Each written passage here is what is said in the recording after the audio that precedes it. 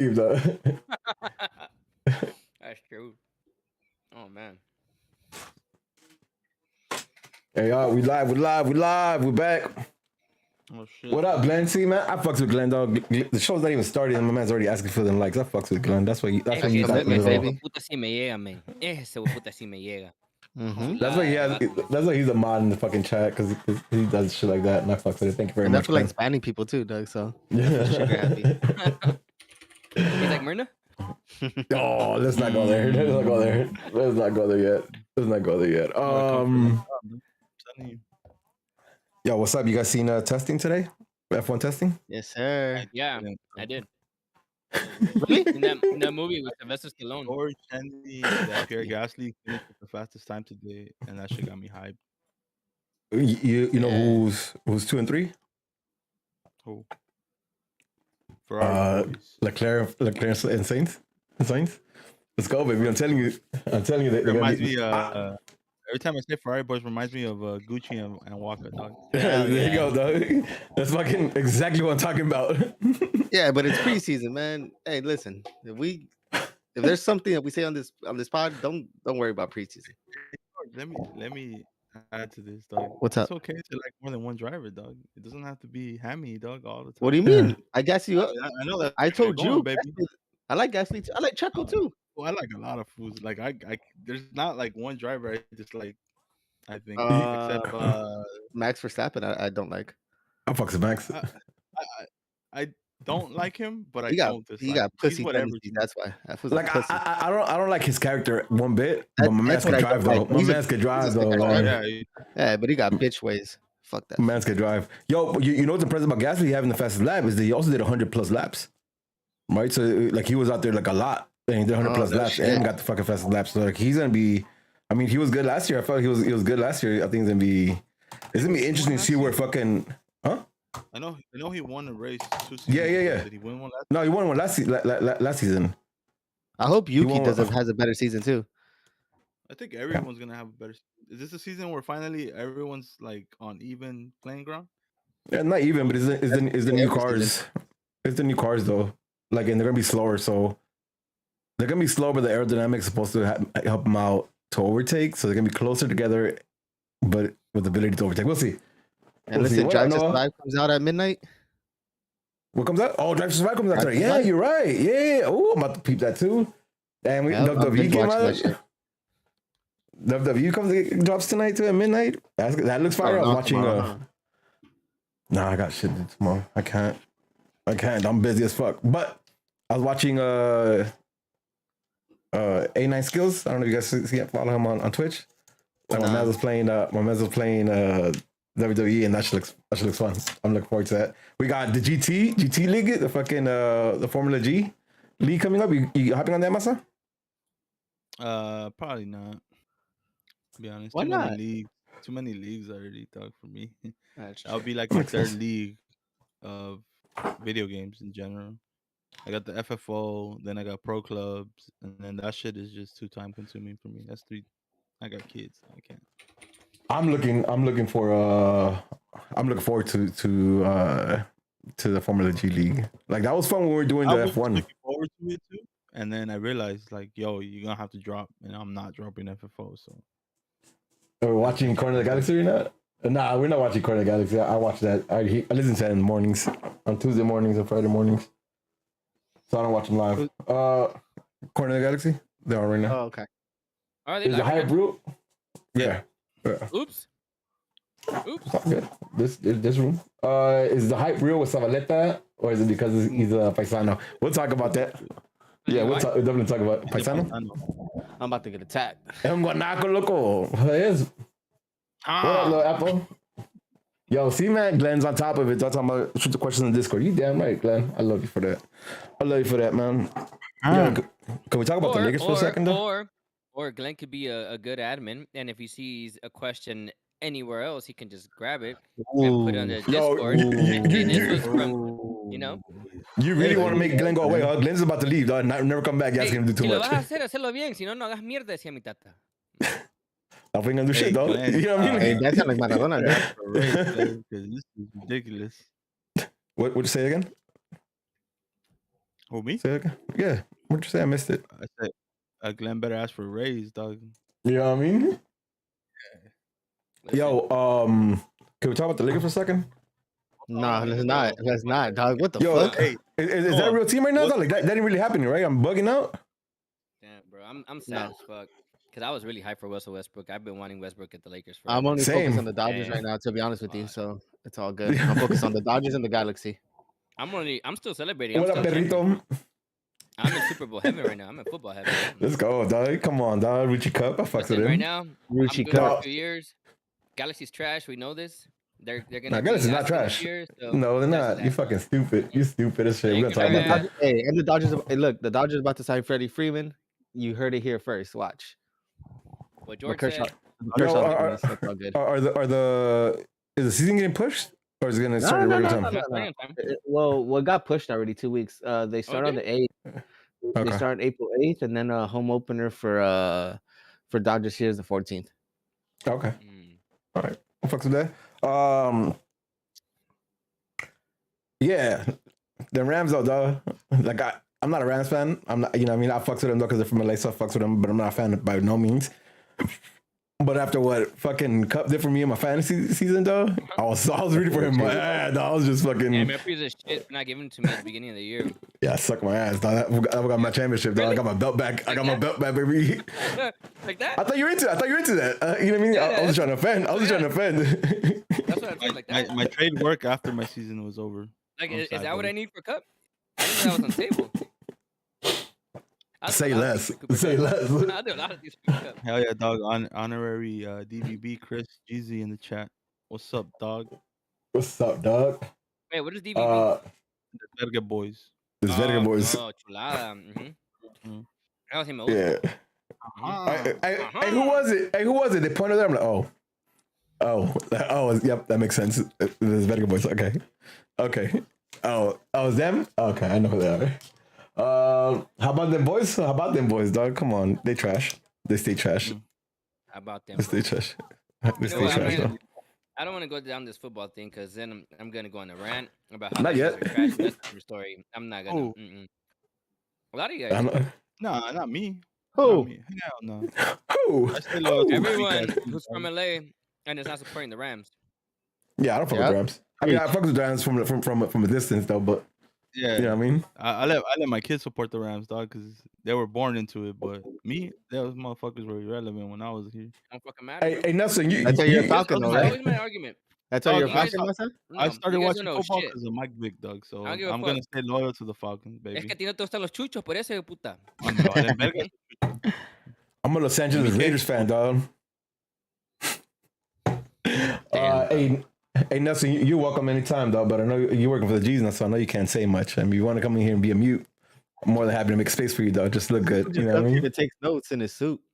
You know what I mean? Hey, you got a suit now, dog. You got a suit now. Hey, when he goes like all the way up to the top, let's replay that episode. Yeah, for sure. When you bring go it back down. Hire me as a hire me as a down. When we win in Seattle, we win big. You think so, Glenn? Huh? We'll talk about Seattle for sure. Vamos a ver. Equipos malos van a jugar el sábado, papá. Nah. I don't keep a win. Talking about other things, dog. You know, you didn't specify. You see what we're talking about? Oh man. All right, boys. We got a few more minutes before we kick the show started. We got what? 20 in here? 13 in here? So we get started. And if it wasn't in LA when I was growing up. Yeah, I feel that. Like I listen, Angel's a Rams fan. That's exactly my point. That's exactly my point. I get it. Cool. You guys didn't have anything. Your Bay left. Your Bay wasn't here, but your Bay's back. You guys don't know anything. So the people from Dallas. You guys don't fuck with the people from wherever it is.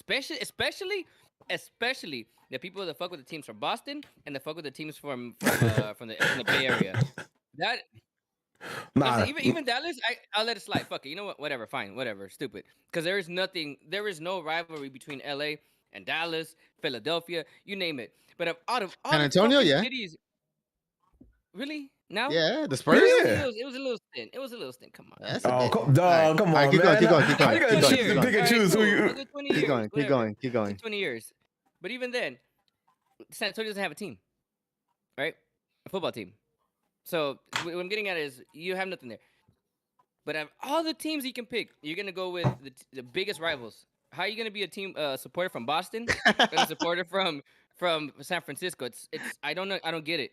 If you want to come at me with this, even the Raiders, fuck it. Even the Raiders. Nah, that's when there's no love lost with Las Vegas, dog. You know what I mean? I fucks with Vegas heavy, so that's fine. Cool, fine. There is no beef with Vegas, but of all the teams that people can go for, they're gonna choose the fucking 49ers or the fucking Boston Patriots.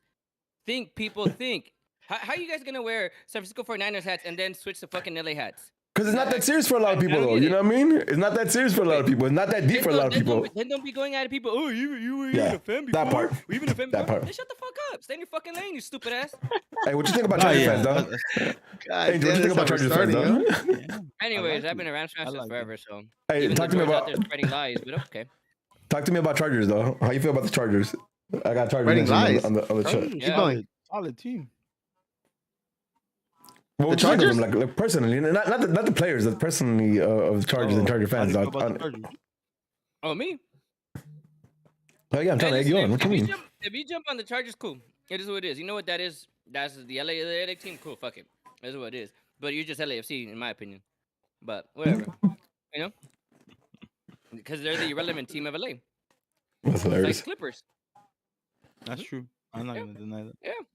Yo, like But listen, but that's my shit. Like you had two options to pick, right? Don't give me like loyalty. No, bandwagoning is all the Boston people that left from being Boston supporters to being Tampa Bay supporters for a specific reason. Hey, George. Y'all good? Y'all good, George? Y'all good? Y'all good, George? I have no idea what this man's talking about. Y'all good, George? Y'all good, George? If you have something coming home because you didn't have anything before, that's different. That's not bandwagoning. Because it's like you're chasing a championship. The Rams have sucked for the last 5 years. Not sucked. They sucked the first 2 years. They've been a good team, but it wasn't until this year. So it's not. They'll come at people like, "Oh, you're bandwagoning, they come over." No, bandwagoning. If they were already fucking championship, and they had championship, bro. Are you serious? They had Kenny Britt as a wide receiver. Like what? Fuck out of here. Oh shit, that's hilarious. Fuck 49ers and fuck Boston. Fuck San Francisco. Fuck the Bay. Fuck Boston. Angel, we have a question. People thought you were supposed to be in Russia by now. I was, but you know what? Trump is my dog, bro. Trump knew what was gonna happen, and he's like, "Yo, I can't let you join the military, under my watch, because I know what's gonna happen. So you get to stay." Now we're like all the other podcasts. Yo, did you bet on the props and see how many weeks before we get canceled? Is that what we're doing? Is that what we're doing? Just trying to get canceled for going? Hey man, that's kind of facts though. I was supposed to be gone. You guys know I already had my shit did and everything, and then bullshit. Hey, I'll tell you. Going back to football, like I'll tell you this though. Like I fucks with the Raiders. Like every time they play and I watch them, I'm like, the Raiders. The Rams are cool. I wish them luck because they're an LA team, and I fucks with that. But I really don't give a fuck, though. Like, you know what I mean? Like fantasy, since we started the fantasy league, like that's all I really care about, though. You know what I mean? That's all I really care about. Football season, like, care about players. I don't give a shit about fucking scores. And it dies off after week 14 when we're done. Week 15 when we're done, like, I don't care, right? Like, I think the playoffs were dope as fuck this season. I think the playoffs were dope as shit. Like, all the games seem fucking ridiculously dope, right? From beginning First to time end. I watched playoffs in a long time, dog. Legit, And they're all good. I'll get excited for our fantasy football league. I watch like week 1 and 2. Like a legit watch games, and then I'm like, yeah, I'm over this shit. Like football's not my thing. But I keep like I try to keep track of what's going on, but I just don't watch that shit. Like I can't watch it. It's just not. It's not. Red zone, baby. Red zone. That's all I watch, bro. Because of fantasy, I've learned to love football in a different way, where I can now watch other games. Now before it can only be the Rams, and even then you can really watch them. So I was not watching NFL football, really.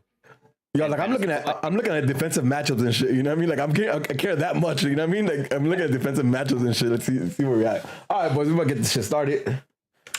Let's open up. What is it called? This is called Street Deck. Let's open up that quick. Yes. All right, here we go, boys.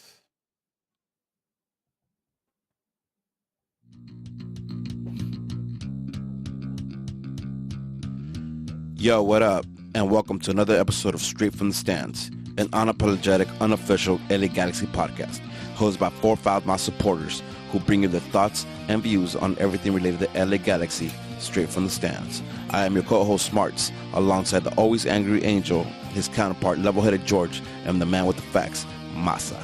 This is Straight from the Stands. Good evening. Man. Oh. Here we go, though. Harry. Hey, how long have we been together? Damn. On and off.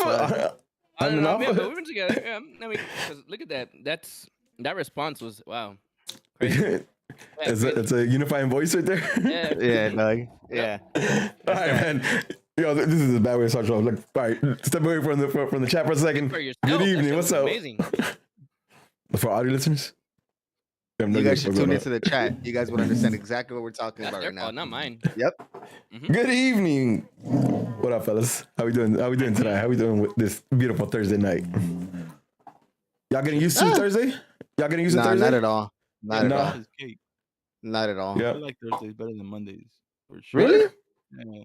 Nah. Yeah. I feel like Mondays is like, damn, dog, I'm so tired of the weekend type of shit. That's like when Masa be coming out sometimes, dog. Thursdays is like, all right, it's about to be the weekend. I'm kind of more awake at night type of shit. Que comienza el desvergue. You know? Bye. Hey, chat, how we feeling? Do we like our Thursdays? Let us know. Monday's better too. But Yeah. Listen, I'm not gonna say it. George, how you feeling today, Papa? You been a pretty little good. That's sicky? all right. You been a little sicky? Yeah, a little sicky poo. I think I have that. I don't know what I have, dog. To be honest, I'm fucking dying. I don't know. I got I'm some. just here so I won't get fined. But I got some. I low key came for the Masa and Rudy beef, and then Ain't you know no I'm gonna beef, say my dog. 2 I'm piece. just right. There's I'm gonna no say like beef. my 4th. All right, now there's no beef. Everybody saw the beef last week. Everybody saw the beef, but now that there's no beef, you know, all right, cool. All right, we'll get to it. I still stand by my statement. Food, this is what I want, food. I'll play you. Food, this is what I've been asking for, dog. What the fuck? I just don't get it, dog. Why are we even talking about this? Why are we even talking about this? Yeah. Why are we talking about this? Facts. Hey, Joe, how you doing, Papa? Nah, I feel good now, boys. fíjate vos que yo estoy al 100, papá. Ahorita Oh, estoy en la vaya. casa, mira, ando el cafecito. Lo único que me falta es la quesadilla, porque la panadería está cerrada, pero chulada, loco. Chulada la vida, mira. Qué judo me Oh, siento. shit. Vaya. Vaya, o sea. Masa, how you doing, Papa? Chilling. I'm chilling, dog. Chilling, cafecito on point. Ready to talk shit. Let's go. See, I know how y'all do cafecito at this time. I do cafecito right now and I ain't sleeping. Like, I'm But gonna bro, be you up. gotta remember, I my work schedule yeah. is stupid. So like, this is my morning right now. So Yeah. Yeah, you're I'm getting gonna your be day up for a going. few hours. I Yeah. drink this Must be shit. drinking that pussy coffee though. Yeah, nah, bro, I drink all the good shit, bro. Ajá. No es un puto en mi casa y lo de café. Uy, ¿qué más le Me das? duermo, me duermo igual, loco. Y te duerme. Vale, verga. Doy café con leche. All right, this is off the rails. So let's get start talking about the G's. So Sergi Roberto, he ain't coming, right? Y'all seen it? Y'all seen it this week? He pretty much said he's not interested in a move to the We're not to the interested in MLS. We didn't want him anyways. Yeah. And then update on Sergio Ramos too, where like nothing's gonna happen until after the season. Yeah, after the season's over, they'll discuss with PSG if they want to continue. No. But at least he's not coming until at very minimum the summer, right? Like we won't see him until the summer. So for now, we can put that to rest. One that did finally get announced, and I think we're just kind of waiting for him to be announced, is Zabaleta. I mean, is that why you're wearing the jersey today, Angel? Yes, sir. Yeah, just to piss off a lot of people. Not because I think he's hot shit or anything, but just, more so because fuck you, he's here. Arriba Salvador, hijo de la puta. So what's the whole piss off thing though? Hold up. I don't get it. Yeah. I just see nothing but good things. I don't know. John just said people are going back and forth on Twitter and shit and beefing. I don't know. I'm guessing Mexico About what? rivalry. I don't know. So I just said, fuck it, I'm gonna put on the jersey. If it works, All then right. cool. Fuck it. But yo no sé, loco. Yo no sé. Yo soy de amor, loco. Yo, paz y amor, like I that have money. one comment about that, man. One comment. Yo, whoever at the FO did the video of him eating the pupusa, at least put some salsa curtido on that motherfucker, dog. That fool ate it like if it was a quesadilla that he got from the corner taqueria. Come on, dog. You could tell that shit was. Hold up. You trust a man that eats a pupusa plain? There's a lot of people able to playing Salvi people too. Nah, yo, word. I fue que Listen, yo le pongo de todo lo que yo sé salvatrucha de verdad. Listen, No he soy grabbed that shit and he Teletubby, he had it like a pizza slice, dog. I think that though, and the Iffy. way that he grabbed it was Iffy. like, I Have you think had it, pupusas in your it life, might bro? have been his first one. I wouldn't Yeah, be that- surprised. Yo, why y'all calling out his fucking Savi card, though? Like, y'all don't even know Oh, like that. Your man's just calling out Well, Savi card already. Yo, like, Rudy, weren't you the one that said his last name was Vanny before he I went didn't to say- Selecta, and now his last name is Zavaleta? no, I I don't didn't say. know. I didn't say that. I said I read that. No, nah. George Massa, that's what Rudy said it, right? There, he used to be Vanny, but then he changed his name to Zavaleta when he went to El Salvador, right? Miss me with that shit Can't because confirm nor deny. miss me with that shit because I don't know shit about this man. I don't know shit about this man. So let's talk about him for a second. I know we touched on it a little bit last week, but how are we feeling? Are we happy that it's finally announced? Are we happy? Are we thinking he's gonna make an impact? What's the word? Talk to me. I can't say that I've seen enough to even say anything. I've seen some international games with Salvi. That's as far as it goes. I never even really noticed him with Toronto. I just hope he's an upgrade to anything that we got on the bench because I personally don't think that he's going to be a starter. But shit, he might prove me wrong. He might be able to fit in. But I really don't got much to say on him other than he can't eat a pussy. And his last name is Vanny, not Zavaleta. All right, cool. Shit, Massa. Angel Massa, what do you think? I mean, from what I've seen, I've watched most of the Salvi. Nah, I'm pretty sure I've watched all the Salvi qualifiers. We did. Remember us talking about that every single game and how trash the offense is. Yeah. Defensively, El Salvador is solid, which is crazy to say because this shit's been forever since they've played anything. But they have a style of play, and defensively, they just know how to defend themselves. And like Angel mentioned last pod, that they get bombarded, and they're not walking out like getting goleados and shit. Yeah. Like it's, They did the one game that did the 3-0 against Canada. You go back and watch the game. That was one over there. Fucked up. Yeah. But this last one they lost to Canada, dog. Like a lot of fucked up situations. Like it should have been a pen for ES, and then a crazy ass bounce or whatever. And then like so he seems like he fits right in with us. yeah. Basically, fuck. I want to say to what we have now. I think I don't want to say he's a starter. I don't think so right now. I would not be surprised if he ends up winning a starting spot though. Okay. At club level, I'm telling you, prior to him joining the El Salvador national team, it wasn't like him, and it wasn't there, right? Something happened at that camp with Hugo Perez, and it just changed him completely. And I feel like he accepted, like, okay, they brought me in over here, and I feel like he accepted like a responsibility to represent the country. And ever since then, I feel like he's been playing at another level. Yeah. So I don't know. I want to see him at least a couple games for us. I can guarantee you right now he's better than Koulibaly. That for sure is a given, right? So let me way better than Koulibaly. Let me now recently, but we'll get into that in a bit. let me get in here, right? Because Alonso asked that on the chat, says, can he take over Sega's spot? Angel, let me add to that. Like who do you match him up with? Like whose skill cap are we thinking that he's similar to from our defense right now? In term, I'd say. Well, that happened, boys. Give me 1 second. Hello. That happened. Rudy, Give me a there? second. I disconnected, but I'm coming back right now. Give me 1 second. I'm bringing you guys back out. Bring us back out so you can have you over here. There it is. We're back. I just got to turn my camera back on. Rudy. There it is. We're back. We're back. There you go. Listen, it wouldn't be our show without something happening like that, right? All right, let's get back to it. Baby. You know what I mean? Listen, let's go back we're fans first. We're not here to build studios and spend a shit ton of money and be reporters. We're supporters. All right, that's what we are. So if you want facts and a great studio, then it's probably not it for you. But you know, it is what it is. This is who we are. This is exactly what you get. All right, let's go. Exactly it. What was your question again? I already forgot. Like who do you compare him to? Like who does he match up with the closest? Let's be clear. Derek Williams he's our main guy, right? This is not a secret. Everyone thinks otherwise. They don't understand the psychological effect that red card had for him last season, right? And it's very apparent. It's night and day.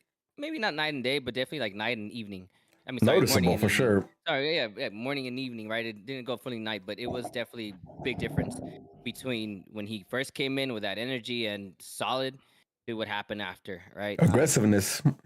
Yeah, he didn't have that. And when you're a center back, you need that, right? And not just that, he wasn't really clumsy about it. Koulibaly, he tries to be aggressive, but he is so clumsy back there. Yeah. I hate it, bro. It's I don't want to knock all of our colleagues in the other podcasts. They're all friends of ours. But I heard every single podcast through this whole week, right? I think this is a good beauty now that we have it this far late that I can hear everyone else and get their, hear everybody else's thoughts. I think we're in the in an island here when we say that Koulibaly is ass. Wait, what? Otherwise, yes. Everyone else thinks otherwise. That he's probably he's been our best center back over the last 2 games, and arguably right now are the best center back that we have. Yeah, Koulibaly, he's what people understand when you play a center back position, you need to be ice cold, right? You can't let little things bug you. You can't have moments of jitters. You can't give stupid passes. You can't be clumsy the way that Koulibaly is. Koulibaly, when he's back there, we all feel nervous. There's not a single person that's going to tell me otherwise. All right? Listen, it can happen 1 or 2 twice a game. It happens to the best players in the world. Absolutely. But if you have to go an entire game from the beginning of the game, before the game even starts, you wonder, shit, what kind of game is Koulibaly going to have today? Like, is he going to come out solid today? Or are we going to get fucking Steris Koulibaly, fucking Siani Koulibaly? Are we going to get Julio Lopez Siani? Like, what Siani are we going to get? That's the psychological thing is what you guys are not understanding, right? As a fan base, is the fact that you have to wonder, is this guy going to be good today? It's not, is he going to be good the whole season? Is you going game to game to game, right? Because of how clumsy he is, how his mistakes they're insane, they're baffling, right? Sometimes we're talking about a guy that was in the French national team. Well, not at the main play, he was at the youth level. Yeah. That's insane to me, right? Here comes a guy from El Salvador, right? Who, let's be honest here, El Salvador fans, bro, we're not even making the World Cup. We fucking suck, right? That's facts. It's facts, right? But that's true, right? And it's a fact. But the one thing that this guy has done since arriving, and Masa hit it on, is his style has changed. Playing back there has changed. He has been solid. He has not been shooketh in the environments that he has played in. Listen, I've said this for the longest. You bring these European guys to play in Central America. Obviously, they're gonna win, but I guarantee you, they're gonna hate playing down there. They're gonna hate playing in San Pedro Sula. They're gonna hate playing in fucking San Salvador. They're gonna hate because the environments in those places is so hostile. It's a different animal. I mean, think about it. The U.S. goes down there. Mexico goes down there. Sure, they win, but they struggle to win, right? Where it's night and day is when they go to play El Salvador. I mean, sorry, U.S. or Mexico. It's different because it's a different beast, and that has been the difference that I've seen Zavaleta over the last year or two playing for El Salvador. He has understood that, a lot of, okay, aquí donde, this is where I get my ice cold veins. Like, it changes because you have to have that in those environments, right? You see a lot of those games, he was not really responsible for any of the goals. He was solid and, again, bombarded. I mean, you look at that game against the U.S., he was solid. We're talking about playing against, now, straight up, the United States have a lot of world-class players, right? And a lot of those players were playing in that game, and he held his own, right? He played against Mexico. A lot of those players are playing internationally, right? I mean, well, yeah, across, like Masa said, across the pond, right? And in great teams, and he held his own. The Canadians, same thing. And this is what we're not understanding right now. Koulibaly's fucking playing against a non-existing attack from Charlotte FC, and he's getting praised as amazing. I don't understand it. Do I think the Zavaleta is the answer? Absolutely not. I said this early on. This is why it's a problem, right? Because we're out here getting players like Zavaleta, like Koulibaly, and using converted forwards into center backs in the pew, right? To be which one of these 3 guys is going to figure it out and partner up with Derek Williams? Yeah. It shouldn't be that way. Zavaleta should be coming in. It should be unanimous right now. we should all be saying he's coming as depth. We don't know that. Right now we're questioning it. Is that bad? Is he supposed to be starting? And it's not because I think he's not quality, but we're the LA Galaxy, man. We should have a different standard. And that's where it irritates me. Listen, I'm Salvadoran, right? You can say I'm a self-hating Salvadoran. You want? No, I'm a fucking realist, bro, and that's a fact. Why I like Zavaleta, what he's done with El Salvador. That doesn't necessarily mean that's going to translate to the club team. Our biggest example, look at Sebastian Lletget. We've had him for 5 years with the U.S. national team. Has been great. He comes here, he's passed back Lletget. He's useless. So this is happening with Lletget. Sebastian Lletget has been happening in the last 5 years. So we have to wait to see what's going to happen with Zavaleta. Obviously, Zavaleta doesn't come with that price tag, with that pressure. So maybe that is the difference. He doesn't have to be the leader here. Maybe he can just be an additional piece and just be one of the quiet guys, that does things right every single game in and out. And if he comes in and he does that, I'm okay with that. Because you know what? Depew is doing that right now. Yeah. He's quietly doing it. Depew right now is quietly being our best center back, and that's crazy to me. Yep. Well, listen, that took, big surgery to get there, but I agree with you, right? For me, a couple things stick out is like, so, I talk about this with Massa all the time, is like, when it comes to like knockoff tournaments and like qualifiers, like the way that we have it on CONCACAF, like it's easier for a player to concentrate like those 2 weeks for 2 games, right? They're playing against US and Mexico or whoever it is. Like you concentrate on 2 games and game plan for those 2 games versus those 2 teams, right? So I feel that part is easier. But what's concerning for me is that we are having this conversation, like, is he going to start? Is he better than Sega? Is he better than Dupuis? Is he better than Derek Williams?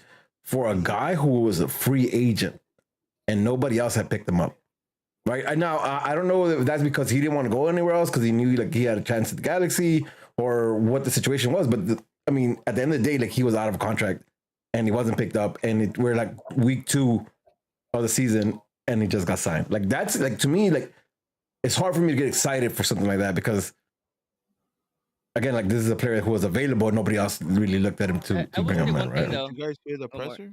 No, sorry. After the one today? All right, so apparently there was interest, but in his mind, this is where he wanted to play. Like he wanted to come play for the Galaxy. And I can't believe that because I can think of several MLS teams right now that can use him. Right, and by no means like am I saying he's the best, but definitely a step up to some of the center backs and some of the crappier teams out there for sure. Yeah. Well, at the end of the day, he's a G now. He's fully announced. He eats pupusas without curtido, but he eats it without notice. At the end of the day, he's an international man who's currently playing in World Cup qualifying. Sure, El Salvador's not going to make it, but he's still playing those games. And but he's dual citizen too. Nah, he's dual citizen, right? He's born in he's born here, so he's dual citizen. Yep. Yeah, Again, like, his last name is Vanny. Listen, we have to. I think we'll talk about him throughout the season because he's in the team now, and we see how much game he gets and how he performs. So we'll definitely touch back on him when we have some touch back on. But let's get it moving. Let's talk about Charlotte. No, Charlotte. Let's talk about Charlotte. Yeah, there you go. Good shit. Charlotte. Let's talk about this game and what we thought. I'm gonna throw this out there and argue with me if you guys don't see it this way, but I thought it was a decent first half. A shit start not even a shit start, like an okay start, and then dull in the second half until the changes happen in the 60-odd minute. Yeah, is that the way we've seen it, or you guys you saw it different? Where we at here? I just see dull throughout the whole game when we got saved by a lucky shot. I thought the first half was good. Honestly, it was good, and then like you said, it did die down, and then when the changes were made, it got a little better. But I feel the second half was still the whole first. Probably like the majority of the first. The majority of the first. Of the first half, okay. Maybe first 15 minutes were not. That was all Charlotte, in my opinion. Really? I went back and watched it, and I have to disagree with you. I agree. I agree with myself. Yeah, it was kind of like a dull second half, to be honest. First half was cool though. The goalie kept them in it. But yeah, I kind of feel the same way about it. How you do, Rudy? I mean, let's talk about this first half, right? Like we had 12 shots to their 2. Is that correct? I think in the first half. Yeah. Or 0 shots. Yeah, something like that, right? Like so, we were like we, and again, like the stats are gonna say that not all the chances were like, oh fuck, we should have scored that, right? Like a lot of chances were half chances or whatever, but like still, like that to me kind of says a lot of what I saw in the first half. where it was the Galaxy trying to do some stuff while Charlie was fucking had no idea what to do with the ball. I mean, and you can say that throughout the whole game. Like so many balls they lost coming out trying to pass to empty space or pass to somebody who should have been there but wasn't there, and the G's just picked it up. Well, how frustrating! I think that's my frustration. The fact that they're letting us play the game that we want to play, and we still can't force what we want to do onto a team like Charlotte. And that's why I call it dull throughout the whole game, because I want to see more. Was it exciting? Yes, but should you have done a lot more? 100%. So to me, it's frustrating the fact that sure we're playing against a crowd. You settle in, you're a professional player, you get to it, and then that's that. But then once the team starts messing up in your favor and you kind of look just as lost, or you can't capitalize on those type of mistakes, I have a problem with that. With the talent that we have, with the players that we have, I find it unacceptable. I think we got bailed out with a lucky goal. We'll get to that. But this game does not excite me. I can't leave from this game or from this half and say, oh, I know exactly what they're trying to do. Because you don't. Yeah. But that was that's how you feel about the whole game or the second half? The whole game. I feel about the whole game too, bro. Because the first half, I didn't see it like that, to be honest with you. Other than crosses to Chicha, what else did you see in the first half? But it wasn't. But yeah, like I tell you, 12 shots. Edwards had a good opportunity. Chicharito had the 2. Douglas Costa attempted a couple shots. I mean, there were a few opportunities. Is it I know, was it Cabral had one that he was wide open in the middle. Chicha didn't hit him on the pass. There was a few opportunities. Yes, there was definitely more than that. But I understand why George feels that way. Yeah, because it's a joke. There's no reason why we should have gotten to that half 0-0. Well, listen. So what I'll say is, like, in the first half and the end of the second half, we saw intent. Like they were trying to do something, right? But the one thing that remains the same from last year and the year previous is what Sykes just said on the chat. Like, we seem to play down to the team we're playing against. And I don't, and that shit just bugs me out, because as George was saying, like, the talent and the cohesiveness of the team itself is far beyond what Charlie has right now, right? So, like, based on that alone, like we should have won this game. But yeah, like you said, like Chicha missing passes that I expect him to make, because he's a smarter player than what he showed at points of the game, right? And that goes for everybody. Like, there were some mistakes. He missed the Chicha goal. He missed the Chicha. I saw a lot of people saying, "Oh, he missed it. It was so hard because the defender was blocking him." Bro, that's his bread and butter. Bread and butter, yeah. At least that's what we expect, right? That's what we expect. Like, those goals. He knows that he knows that he's obstructed. His views obstructed, but he knows where the ball is supposed to be. He was there where he's supposed to be. How the fuck you get the ball over? Yeah. Yeah, no, like it's a lot of that, and like for me, I think, like, more than, like, I'm with Masa saying, like, I don't think the first half was dull. I think it was just the game missed opportunities. But the upsetting part about it was seeing that, right? Was seeing the times where, like, because, like, having Douglas Costa, and that's what I don't get, because this wasn't here for the last couple of years, right? Like, so I expect him to kind of elevate that, right? But, like, no, like, there was passes that were just, like, I remember one precisely where, like, it was Chicha and him pretty close to each other, and they didn't know how to pass the ball to each other. Like, they just kind of, like Costa held there for too long, and then got to give to Chicha on his foot, and he couldn't get out of his foot fast enough, and they got taken away. And I'm like, these are 2 DPs playing down in Charlie level, right? And again, all the offense you want to take for Charlie, if you're a Charlie fan listening to this, like, get offended because your team sucks. Yeah, your team is ass. I'm sorry, like, your team is ass. You know it too. But like we didn't take advantage of that and show that we're not ass, right? We labeled this less than convincing dub, because that's exactly what it is. Like, it's a dub at the end of the day, and I'm not gonna be mad at the team for taking 3 points away on the road. Like, I'm not. I don't care what team it is. If you got a dub away, like, I'm okay with this. Like, this is a good thing. But it's not convincing. Remember, like, last week when we were here and we were talking about Charlie, we talked about, like, I think, Angel, you said it first, right? Like, a statement win, right? I called a 4-0 or some shit like that. Like, I think we all called multiple goals and clean sheets. That wasn't it, though, right? Like you said, could have been, like, again, 12 shots in the first half, but we walk out with 0 goals, right? See, but could have been. It's not good for me. Could have been has been our thing for a while. It has been the last 5 years. Yeah. Could have been we beat Houston 1-0 and we're in the playoffs. Could have been we go to Houston and we win and we're in the playoffs. Could have been we score an extra goal last season and RSL is out. You know, no, but that could have been. But the facts. No, the facts is that we won, though.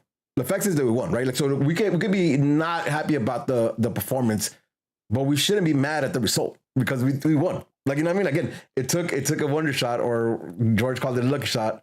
We'll discuss that right now. But yeah, listen, we can discuss that, right? Like, but I don't want to sound like it took that for us to get the dub. And again, like, I'm not gonna mad at it because we figured out how to get a dub, right? Again, that's the most important thing about it. Our frustration is not that we're mad at it. Our frustration is that we know we've seen this play out. We've seen this story. We've seen this. We're getting wins. We're doing okay. And then, okay, I've seen it last season when I said that this team wasn't going to make playoffs. Well, when we started off very well. We started off winning points. We started off very good. We started winning points, and I was like, I still don't see this team. Well, you know what the biggest difference is that we had a game similar to this versus RSL last year. Right, where we had 12 shots to whatever they had in the first half. We ended up with 19 shots, and they ended up with 4 shots, and we lost the game 2-1. That's the difference. That's not a comparison, though. We're talking about a real Lake team that was established. Hey, listen. What I'm saying is that I've seen this story. And sure enough, like, listen, we could pinpoint 8 games last season and be like, we should have won this. We should have won this. We should have won this. That's not what I'm saying. What I'm saying is that I still don't see a mindset, an attacking mindset to go forward and be like, oh, I see what we're trying to do. And these last 2 games that you tell me, I don't see it. Man, but listen, I disagree with that again, right? Because just look at it. Like, we had 21 shots to their 5, right? So it's not like we're like sitting back and not doing anything. Like, there was definitely intent there. And that goes again against NYCFC too. Like, both these games, like, again, this one we think we should have fucking just ran them over, right? Like 5-0, we should have ran them over. We didn't. We got a 1-0 victory against NYCFC. I think if that would have ended at 0-0, I wouldn't have been upset. But we ended up winning that game in the 90th minute. You know what I mean? Like, so, like, these 2 results are just that. They're grind out results. Both of them had different circumstances, and we could have gone different ways, right? Because if we lose against or we tie against Charlotte, I think we're all mad. And we tie against NYCFC, I think we're not necessarily mad, right? But the point is that they figured out how to get these dubs, and that's 6 points out of 6 possible. 2 games in. I'm not saying this is the team that's going to take it all. What I am saying, though, there is that change, at least for me, that is noticeable, right? Like they're figuring out a way how to get a goal, figure out how to win that game, and they've done so far 2 games in. This is not me saying like this is the team that figured it out. This is saying the team that definitely showing. Listen, again, in the offseason, anybody I talked to, I said, all we need is these boys to take a step up. It doesn't have to be a major step up, just a little step up.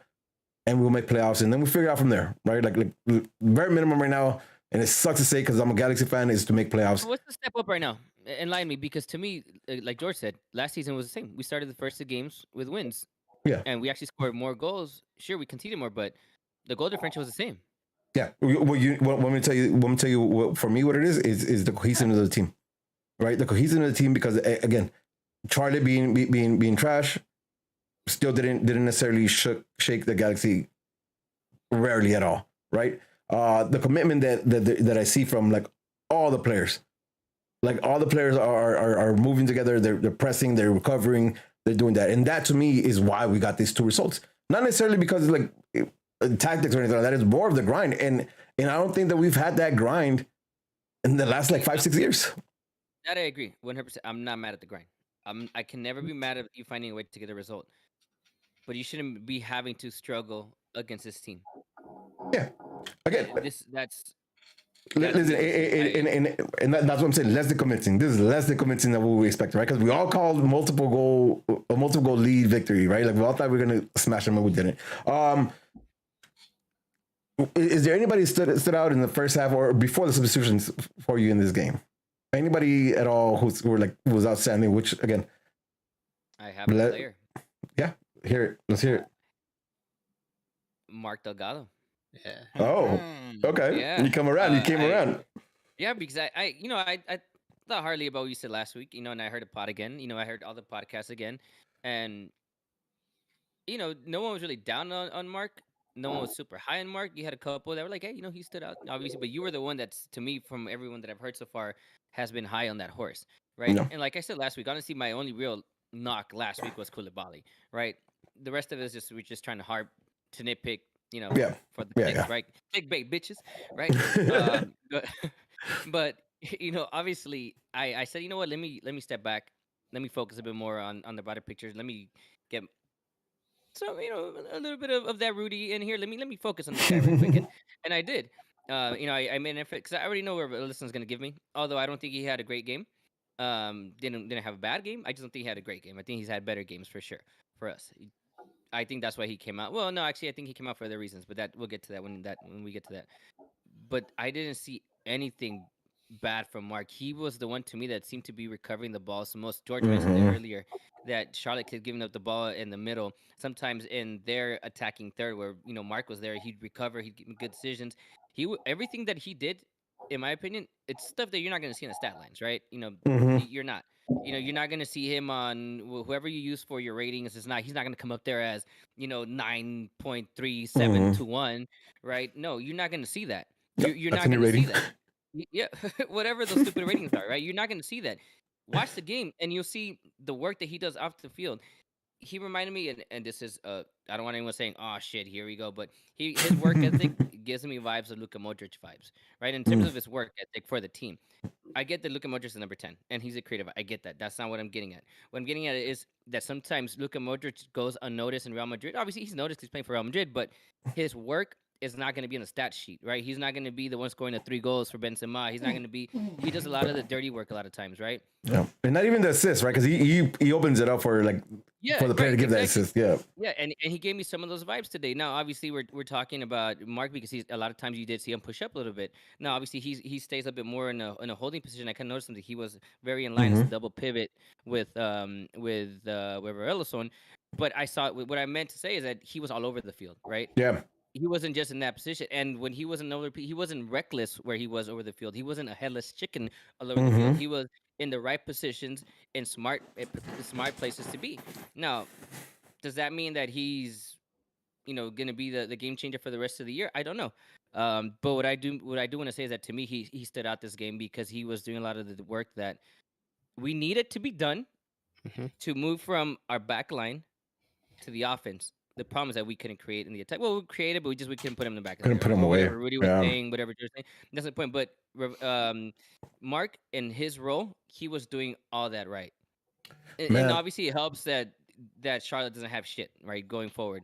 So that helps. They kept giving so many balls, but not just that. Every time he'd recover the ball, it was always something simple, good. There's nothing wrong with it, and I have no problems with that if you're a CDM for me. Yeah, listen, it's all the work rate I wanted to see from Jonah. You know what I mean? It's a lot of what I wanted to see from Jonah, except that he's doing it better than Jonah ever offered us it, to us at least, right? Like again, like we seen Revolucion like be free to kind of move into different spots and try different things because both the work rates are ridiculous, but Market specifically, like his work rate to me is makes him stand out. Like, you know what I mean? Like he's definitely bossing that midfield for us right now, or at least 2 games in, right? Like again, 2 games in, so take it with a grain of salt, but like he's bossing that midfield right now, and I really fucks with it, man. I like him. I like him a lot. I'm glad Angel took note of that and stops hating. Yeah. No, I'm just kidding. But yeah, he's a really good kid. I like him. Solid piece to have, man. Especially if they figure this out. I was high on him coming. Yeah. I didn't think so either, but I mean, I saw him play against I think the Revs during preseason, and he caught my eye, right? Because like I play that position, play CDM. I understand you gotta play simple, but I don't. But I like looking at alternatives. Like I keep my eye out for simple shit, and that stood out to me from the first day I saw him play for us. It was like the simple shit, simple pass. Yeah. 1-2 recovers, let's go. Always plays the right pass. Yeah, it doesn't compromise. Doesn't compromise his teammate. That's what I like. Yeah, and he's done it 2 games in a row.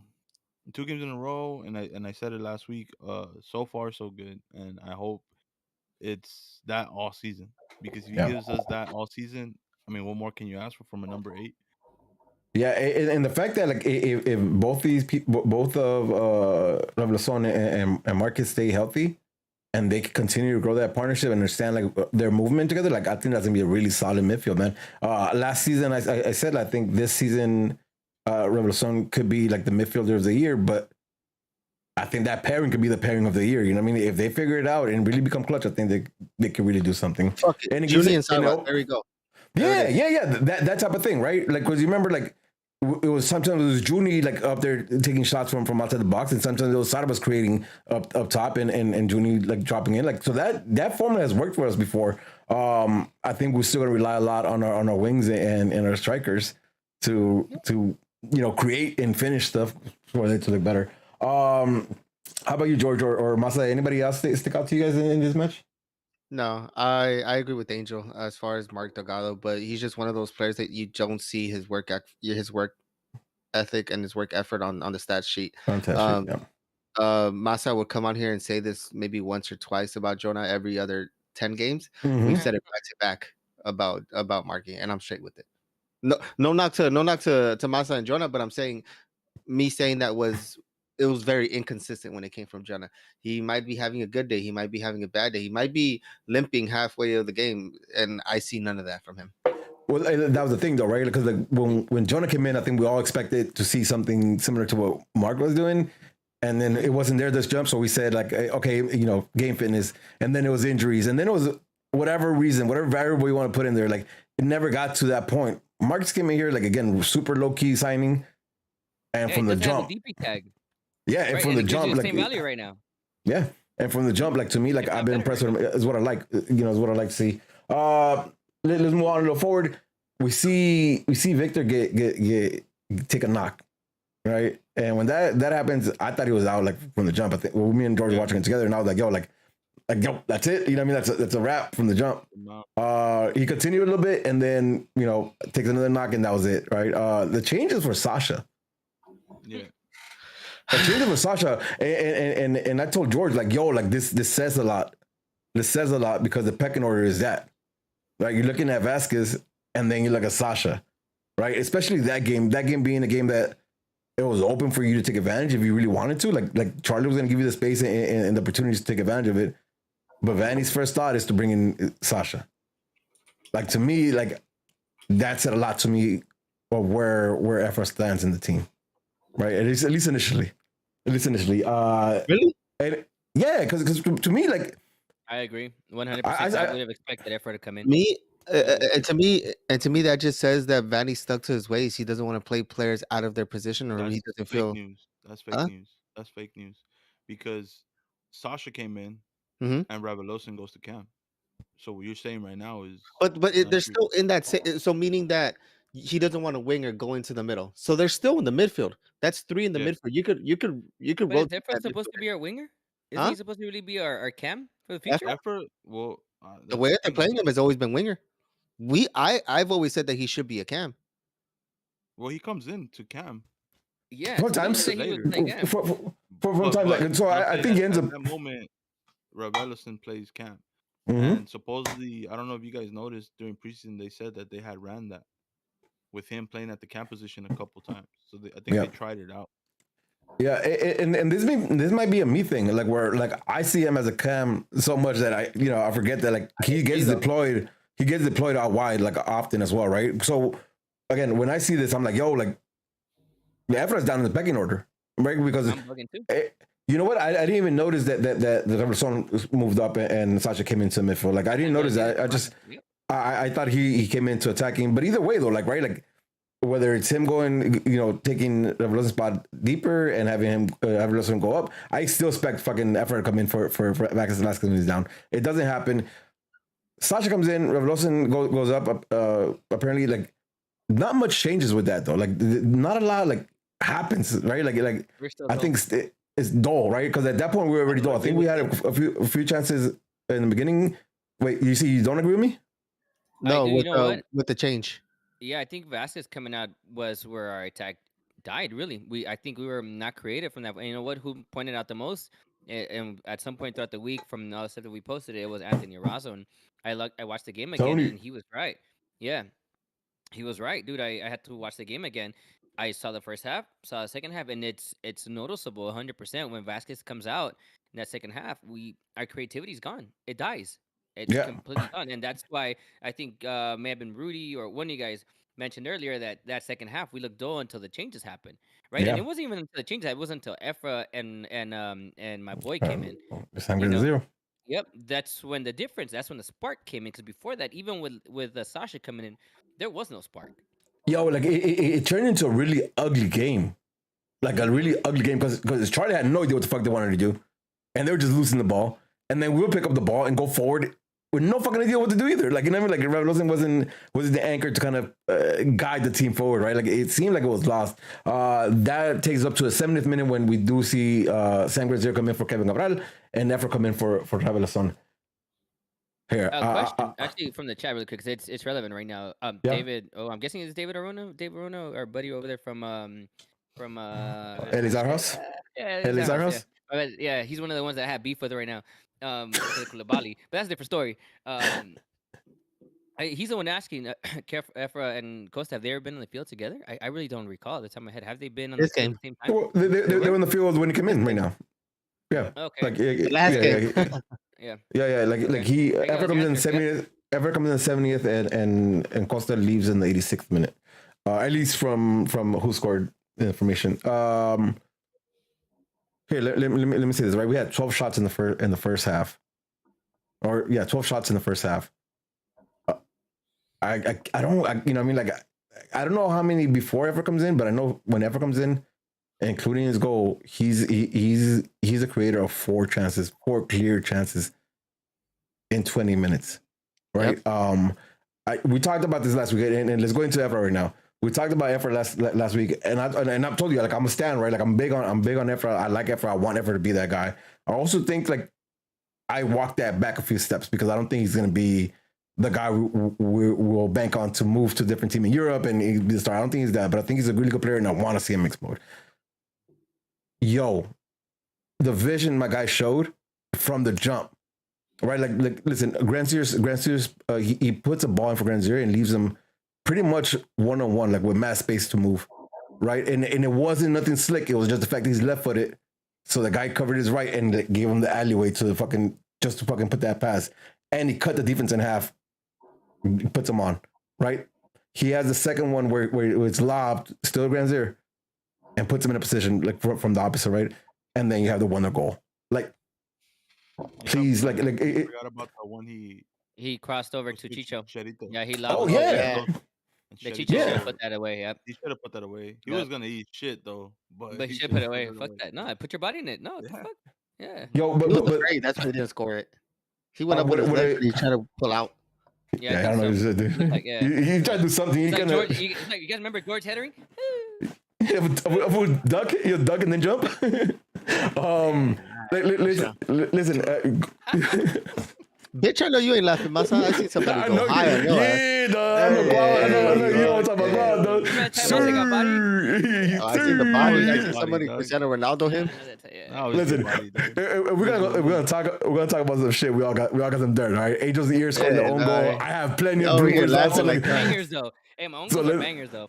So let's not go that route. But what I was trying to get at was like, there's no. I don't think you guys can argue with me that this kid is really talented and can really work for the G's. I never argued it. When he's on, dog. Like, he's done this shit last season too, against RSL. Yeah. Where we needed a goal and he got us out of shit. So if I don't see it consistently, I'm still gonna. Yo, but who on this team do you see anything consistent of? Delgado. Oh no! Even last season. Oh, I'm not talking about last season though. Oh, Grandsier's Bay, bro. He's but you were so big on Jonah. You were so big on Jonah, and you're talking about consistency that you want to see it day in and day out. There's not one. Over Jonah already. He was towards the end. No, towards the end. But listen out, right? He was done already. Listen out. I have a different perspective on my argument about Efra is I'm not saying that he's not good. Obviously, the talent is there. My issue was where you guys held him to here, and he's not there, and he's still not there. Yes, he gives us good games once in a while. Yes, he'll score a fucking dope ass golazo like he did this past weekend. My issue, but it's more than that. Okay, it's only 2 games, right? So I don't want to say much. But the fact that he doesn't come in when Victor comes out is an issue. This and right now is a perfect moment. This next couple games, because who knows how long Victor's out for, but it has to be Efra They playing. haven't mentioned anything about Victor Vasquez yet, No, huh? they haven't. There's been No, no they word on haven't. it. Yeah. It has to be But Efra. that's also not on him though. It's a coaching thing. Yeah, but listen, my whole point is the fact that everything you're saying might not be wrong, but like you're saying he needs to be consistent. Well, he's not even getting consistent minutes to really be consistent. You know what I mean? Like, and that's where I wanted to get to. And I'm gonna steal one off of Corner of the Galaxy from their pod on Monday. They made a great point, and I hadn't thought about it that way. Efra is a game changer off the bench. How many times last season did we say when he starts that he was not visible, right? That he was not impactful in the game. You know, that it looked like he just blended with the rest of the team. He was not making that impact off of the bench as he usually does when he comes off the bench, right?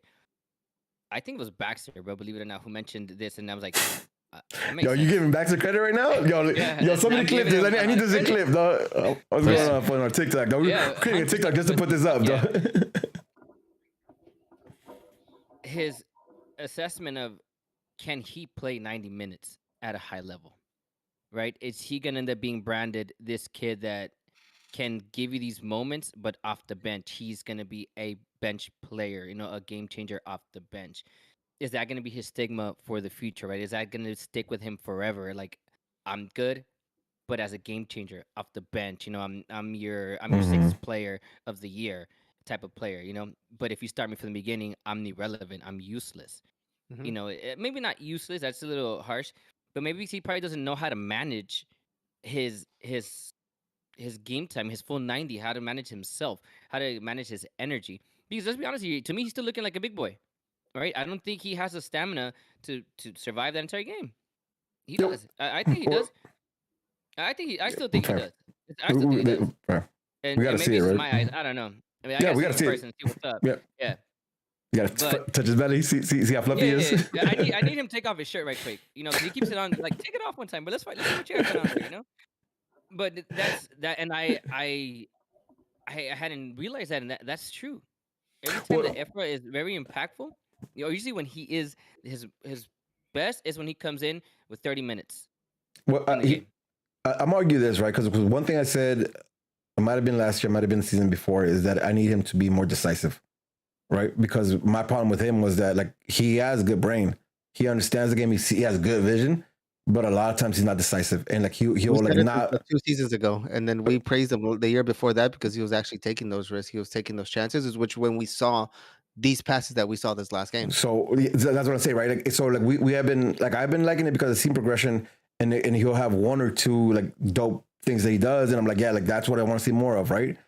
This game right here for me, like I think it does say a lot because it's 20 minutes, and in 20 minutes he turned that game around for the G's, at least the way they were attacking at the end of that game, right? Like, and again, the decisions he takes to create those chances, to put Granzier on good position twice, to have Chicha like be right there, and then to have the confidence to take that shot, right? Because like when at first glance, the first time, no replay, I was like, this motherfucker try to cross it and it's gonna hit that corner, right?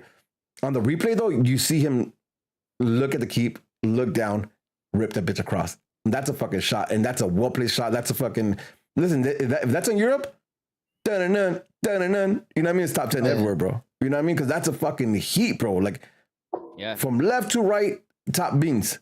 Stop it, bro. Stop it. That's anybody. That's any DP. And that's getting, you know, that's across everywhere, right? There's a lot. This game to me, and again, take this with a grain of salt because you already know I like fucking effort, right? Like I'm reading for him heavy, so take this with a grain of salt. But for me, is what I wanted to see, right? Because it was 20 minutes. He took his 20 minutes and he fucking he put himself in the map for Vanny. Like Vanny has to look at him now, right? Because again, it was not just a goal. The next game in that role, right? It's an important game because we need creativity playing the Sounders, right? And I know we'll get to that, but this is where I want to see now moving forward, right? And again, I'm gonna think back to what Corner of the Galaxy said, right, in their pod, is that like, can he do it consistently for the 90+ minutes? Can he be that guy? Because that's been my issue with him. It's not that he's not talented. We know he's talented. My thing is like, if you're gonna be the number 10 for the LA Galaxy, you got to do it every fucking game. I expect it to be a Pozuelo, a Lodeiro, a Sebastián Blanco, that type of guy, a Joe Vinco, you know, a guy that's going to do it every fucking game, not just going to show up off of the bench for 20 fucking minutes because your team is struggling because your coach couldn't put out the best possible 11, and now you're away to 70,000 to a team that's not even built and struggling. We're struggling, bro. We're struggling to fucking win. Yo, let me ask a question. Anybody can pick it up. Does his performance this past weekend give you more patience with him at all? I've been on your side. I don't have patience. Yeah, I need him to perform. Like listen, you can have one game bad every now and then, right? But if you know what, you die out to like the last 20 minutes. Cool, I get it. Listen, I get it, bro. You're playing at a competitive level. You're a big boy. You probably can't go the full 90. What an asshole, but bro. Though. Give me 65 solid minutes. Fuck it, give me 65 solid minutes. At your age, fuck it, you know. I expect a guy like Vasquez coming in. Then I expect a guy like Sasha coming in. But listen, I think you're right. And I asked that because, like, again, take a grain of salt. I'm a fan. Like, this buys him time, right? But I'm not with you when it says like give me 65 minutes, because I think if you're gonna take the reins, then you got to be like that 90-minute, 85-minute, 80th-minute player. Like, you know what I mean? Like, we need you to be there. Yeah. Yeah, right. You know what I mean? Like you have to be like, for me, like I like, and I don't know if it's this year, right? Like I'm okay with him not hitting that mark this year, but I do want to see. Patience for me is this year. Like this year, I'm giving you 65 minutes. If you can give me solid, I expect you to build off of that. Next year, 75. The following after year, you better be a 90-minute player for the LA Galaxy. Because at that point, you're gonna be what, 23 years old? I don't want to hear that. Oh, he's just 20. He's barely gonna be 21. Fuck that. Well, again, listen to me, like, and I feel validated because of his performance this weekend, right? Because I do, like, if we just look at it from a higher point of view, right? And you're not as passionate or intimate with the Galaxy like we are. You're looking at a 19-year-old kid who just turned the game around for you and scored a wonder goal, right? We're passionate, so we know like everything Efra's done and the things he hasn't done in the last few years, right? But if you look at it from a higher perspective, like, that's a 19-year-old kid who just changed the game for you in a game like you should have been winning anyways, right? Like, let's start there. Like, you should have been winning anyways. You weren't. With the likes of Cabral, the likes of Costa, the likes of Chicha, the likes of Vasquez on the field, you weren't winning this game. 19-year-old kid comes in, changes the game for you, scores a wonder goal. Like, or maybe it was Grand Sierra. I don't know. Maybe just, you know. Hey, I think it was part of it too. Like, him and Efra, I think it was. Yeah, they linked up. You know what I mean? Yeah, they linked up, and they look good doing it. So yeah, I'm by no means am I taking merit away from Grand Sierra, because I like him as well, right? But they came in and they changed the game for us. My only frustration is that we're asking a 19-year-old kid to be consistent when no one on our team has been consistent for the last. Right, but no, fuck that. But you want everybody to be consistent though. Maker. Right, but just a 19-year-old kid. Yeah, so do it. Be different. Be that. You know, if the rest of your fucking teammates do it, you be that. You have the energy. You have all of that. You be. Don't. You're. So but that's young. Why. That's why you're disappointed. That's why you're disappointed with him too, right? Because that's your expectations of him. Yeah. Well, yeah, I have high expectations of him. That's where people put him at. Like, that's where everyone put him at. That's where. What are they putting him at? Put him at. That he What's was exactly the next that? big thing, bro. Next big. Bro, everyone. No, I think you need to alter your expectations, though. Passed his ass by, dog. Yeah, listen, that's what I'm saying. Like, I agree with that point. Like, at one point too, I thought, like, I'm pretty sure in this pod, I argued that he was ahead of fucking Julian, right? Yeah, you did. Yeah, like, I think I argued that. I was wrong, 100%. Like, you know, in my face, I was wrong on that, right? I walked that back. I walked that back because I don't think he's gonna be that. Like, listen, I think if he gets a pop, he's gonna end up in fucking Netherlands or I think he's a little higher than Liga MX, but I don't think he's not making a move to, like, he's not he's not making a move to the EPL. He's not making a move to the league. He's not making a move to Serie A. Like, he's gonna go to a lower division. Yeah, something like that. I can see that. You know what I mean? But I don't think he's there. But what I do think, though, like, for the Galaxy, if we can develop him for another year and he takes the initiative and gets to that level, I think we could build a team for him for 2-3 years. So safe to say, a lot of the position is us altering our realistic expectations for him. Yeah. Hey, listen. I think we've all finally met here. I think yeah. Well, listen, we've all just gotten here now. Yeah. Like he displayed a lot of talent for a 16-year-old kid. right?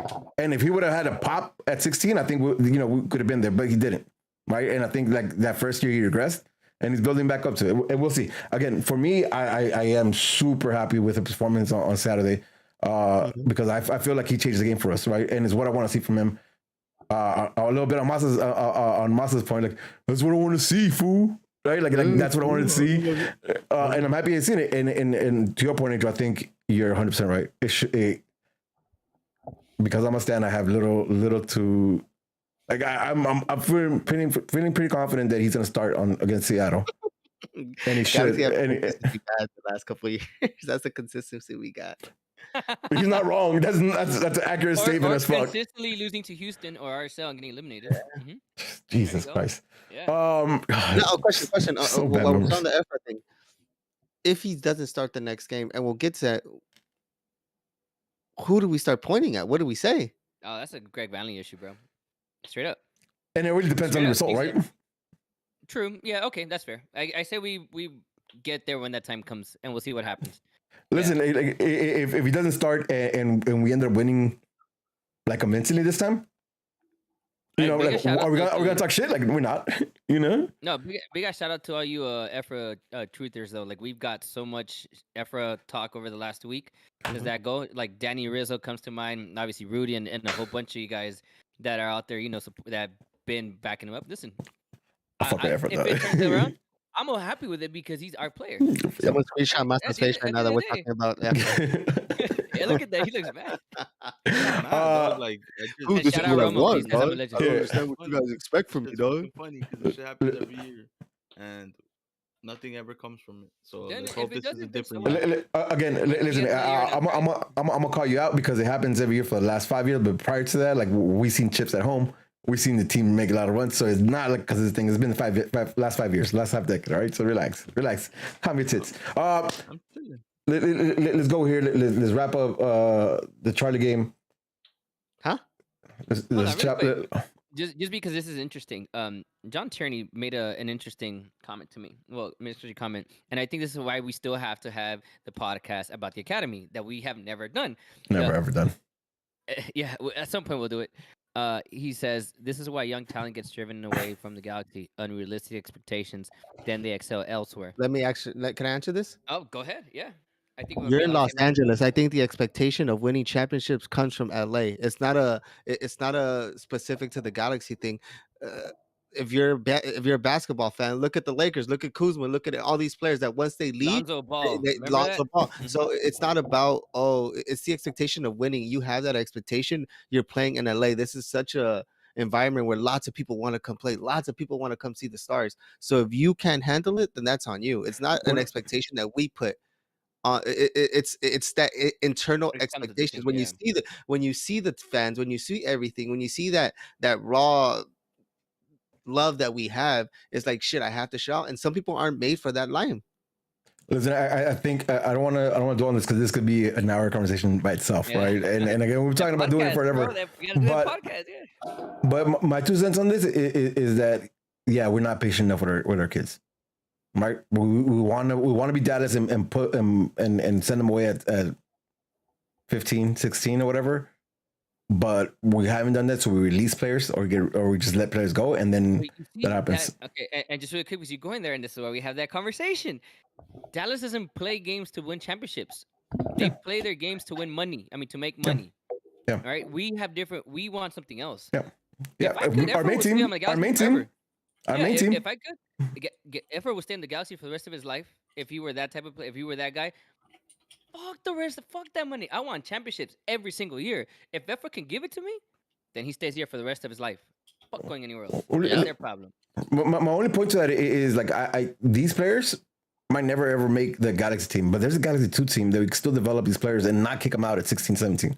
That's all I'm saying. Like I think we could develop them a little longer. I think that sorry. No, go for it. I said my piece. You guys say piece too. No, go for it. Previous to DTK, there was no path to the first team, right? Yeah. Prior DTK. Mm-hmm.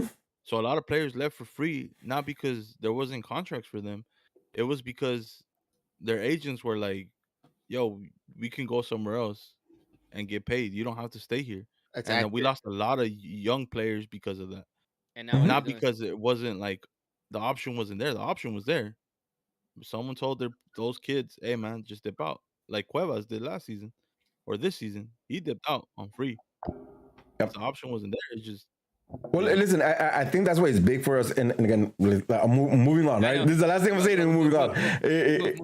We gotta sell Julian High. If we sell Julian High, like that entices a lot of other people to stick around because we sold him high. All right, moving on. Player of the match for you versus Charlotte. Straight from the stands because it was our 100th episode last week, and we forgot about that. Was it really? Dead ass. Go look at it. I forgot. I saw it on on iTunes. Apple, you look at the Apple 100 episode. Yeah, that's not including the missing 14th episode, but 100. Yeah. The lost tapes. All right, but seriously, like who you taking for player of the match? Efraín Álvarez. You. Anybody else?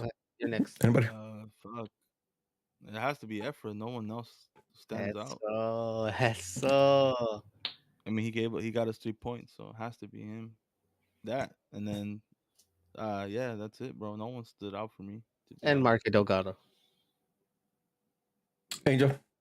I mean, it's Efra for sure, but I guess to just give it a little bit different, I'll give a nod to Grand Sir because he also was a spark, and not just because he's my guy. If you see, yeah, fuck yeah, foutoir, right? If look, it's his link up play, and it's not gonna be talked about. He did things that Cabral would have been more rash about, right? Cabral would have gotten some of those balls and say, "Fuck it, let me put it across into the box." Instead, you see Grand Sir, he had a lot of patience for a lot of those things, and he was like Rudy, you mentioned earlier, he was linking up a lot with Efra because he wasn't looking to where to pick up his head and try to cross with Chirito on the back post when Chirito's not really known for headering. He has a few headers that have hit him on the shoulder and gone in, but that's not really his MO, right? And Cabral has a problem where he can't give a fucking low driven cross. The bottom it's all either mid range or high as fuck. So Chirito can't really get to that. You see what Grand Sir was doing. I love it. It's changing up, right? Remember we were talking about doing different things, being dynamic, changing up what you do every single. Cabral is one dynamic player. He's just speed, go forward. Straight up, he's just a DP to me right now. Right now, the way he's been playing, he's a DPM of Boateng. Straight up, right? Grand Sir, he's giving you different things, right? He's changing. He tries if he can. We know he's not the fastest, but he still tries when he can. He uses his brain, right? He understands I can do different things with the ball, and sometimes it's just simple shit, And I thought I want to see that again. I want to see him and Efra again link up and see how that turns out because it might be, that might be the difference right there. The connection, that might be the connection. Yep. Listen, I'm obviously gonna give it to Efra, but I do want to give a nod to Raheem Edwards because that guy it's underrated. But my man, like he gets up the field, he defends, he's causing trouble for everybody. Like I like him, bro. I really like him. I'm liking it, especially like with the combination of on the other side. That I really loved, bro. There was a play that loved and hated. He had a play on the wing. I think it was the second half. Right where he took that shot, bounced that player from Charlotte, right, bounced right back to him, and then he took a shot again on target. Great opportunity. I think Costa was right there, and Costa's talking shit. Pass me the ball. I gotta take a shot. He said, "I took my shot." Yeah. Mm-hmm. And he's like, "Took my shot." But then this was more problem. He had a similar play a little bit after that, where he could do the same exact shit. You know what he did? Fucking gave the ball to Costa, and Costa fucking lost it.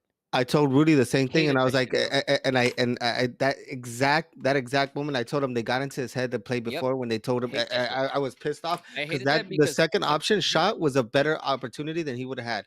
But they got into his head. Balls, bro, to tell whoever the fuck it is, fuck you. I'm gonna play my game. If it worked the first time, do it again until it doesn't work.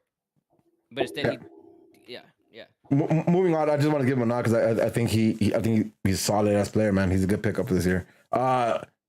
We got Seattle up next, 12:30 p.m. kickoff. Like, why? That's good for us. What the fuck you mean? Why? I don't like early games like that. No, I don't like games like that. You know how early I gotta get up to fucking. They played their fucking best team, and we gotta play them early on a Saturday. Come on, bro. That shit's... I mean, there's enough time to rest though. There's enough rest time. So we played Seattle. Seattle, who took a L to RSL. An ugly game. Like that wasn't a pretty game for either side. But yeah, you know, I mean, Bobby Woods, fucking RSL. I got the dub over Seattle. But then they turned around and whooped on Leon. Who played CCL? Leon, yeah. Leon with the full squad, bro.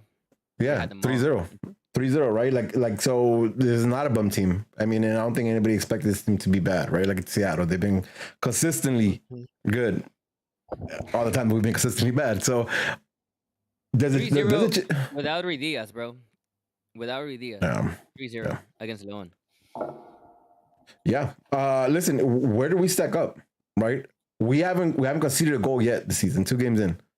Right? Our defense, even with Koulibaly being shaky, it stood his ground for the most part. Right? We're creating chances, not scoring. Where do we stack up versus Seattle this Saturday? Where do you guys see it? Where do you see it? Oh, come on. You know we have a podcast, right? We talk about this shit when we shoot the shit. Like, so we're going to find out, dog. What the fuck? I can tell you, somebody give me some more. This is my opinion, right? It's going to be night and day with Charlotte. We're going to have a better LA Galaxy that's going to be more. And why? Because we have this stupid-ass habit that we mentioned earlier in the pod that we played to our opposition. Happened last year. Last year, we talked about it. The LA Galaxy, every single time that we play Seattle, we probably should have won the game. Right, and we look probably the best we did like that season. Like those games, we look good. Right, exactly. So, what you can take into account what Masa said, you know, shit that they played, you know, their respective, you know, CONCACAF Champions League game. Cool, but they've been at home. They're rested. They have enough time to be recovered for that game. And it's Seattle, like a good team. It's Seattle, right? Yeah, it's Seattle, a good team. LA Galaxy knows this. Right, if you're Greg Vanney, you know this. Now, my concern is if we want to play them, you know, on par, like, you know, just go head-to-head type of thing. I don't think that Koulibaly is going to be able to be Koulibaly that he's been the last 2 games against an offense like that. Right, and that's where my biggest concern is. Can we score on them? Absolutely, we can score on them. Right, I'm not concerned about our creativity in terms of offense. Can we? Can do. I think we can. I think we can. I think we can because Seattle. Listen, for as much as we give them credit on the offense, their defense right now is not all that. Yeah, I mean, RSL had chances too, bro. Like I watched the first half of that game, and they had mad chances.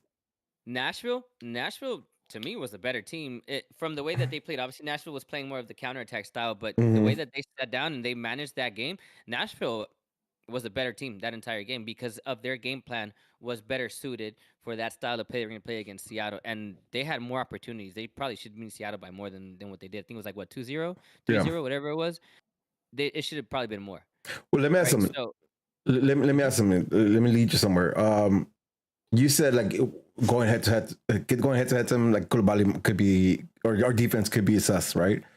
So what do we do? Like, do we game plan for Seattle, or do we go ahead and try to play what we do? For Seattle.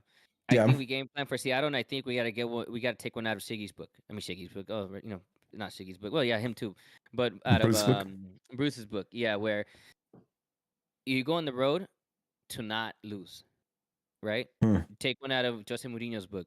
You go on the road to not lose, right? That's your mentality. It sounds fucked up to say, but we have to start changing the way that we play certain teams. And this is a reality, at least for the foreseeable future, until we have solidified that our team is a powerhouse. Until our team becomes a powerhouse, then everyone should begin planning to against our style. Until then, we need to game plan according to our opponent, at least away. At home is a different animal. At home, you got to be the powerhouse. Fuck that. There's no excuses. Away, you understand you're playing Seattle, and even if Seattle could have a shitty game, they come out for the Galaxy games.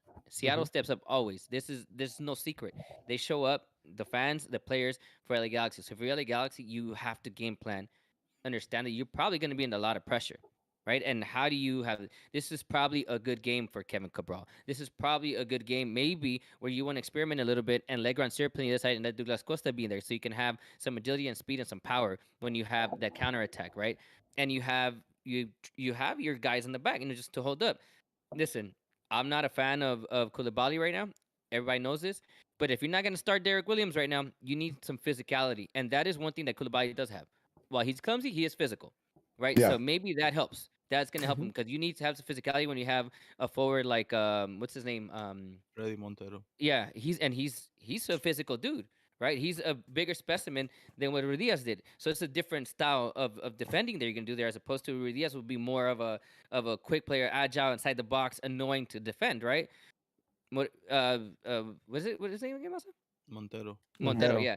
He's not. I mean, he's not as agile as he used to be. He's on the other side, but he's smart. He's intelligent in the box. If you nudge the crap out of him, you fuck him up a little bit, I think we'll be good there. Now the question is, can Koulibaly do that? Right. Well, that's up in the air. We'll and see. if it's Koulibaly, right? Because we're not sure like if it's going to be Koulibaly at this point, right? Like I wouldn't. Yeah, I'm not sure of it. Like at least. But that's what I'm thinking. I think you game plan for that. You definitely want to game plan for a counter attack style that I'm not a fan of. But listen, if it works, fuck it. You need to understand that you're gonna be maybe not bombarded this game, but you're definitely gonna be playing against a position that's not Charlotte, that's not New York City FC in that first game. Well, all right. Let me switch it over to a resident CDM, right? What I expect to have Mark and Revelason again in the midfield. How do they stack up against Rusnak, Paulo, Roldan, and Ro? Like, how do you see this, Masa? Can they contain that midfield? Because that midfield is creative, and that midfield, they'll fight for the ball. They'll do everything we've been praising Mark and Revelason for, but they also have more prowl going forward, at least in my opinion. So how do you see them matching up, Masa? It has to be a team effort. It has to be a team defending as a unit because you obviously can't let that midfield run your midfield over. And obviously, if they set up with 3 or 4 in the middle, however they set up against our 2, it's gonna be tough. And I don't know, maybe we want Efra in there, but maybe they throw Sasha in there. I don't know. I don't know what 3 they would go in the middle at that point to counter that. But it also depends. If we're gonna play our game, we're going with 2 in the middle. The 2 CMs, right? But if, like Angel said, if we're gonna counter that with something else, maybe we go 3 in the back. Maybe 3 defenders in the back, and you wing backs cloud the middle with Julian and Edwards. As like, maybe you go 2 up top. I don't know. Because here's something to think about, right? Like at least from what I'm seeing, Seattle's playing 3-4-2-1, right? Christmas tree formation. FIFA players, you know it. They're playing that formation. So, and with Roldan and Ro as their outer midfielders, right? So they're the ones that are pushing up and down more. Can we match up with Costa and Cabral, who's been playing wide for us these past couple games? Can they match up with that if that's the way they come out and we keep the same shape? Or I think abroad defensively has been putting in work. The side I would worry about is Douglas. Doesn't do too much defensive work. But I mean, you do have Julian on that side. Mm-hmm.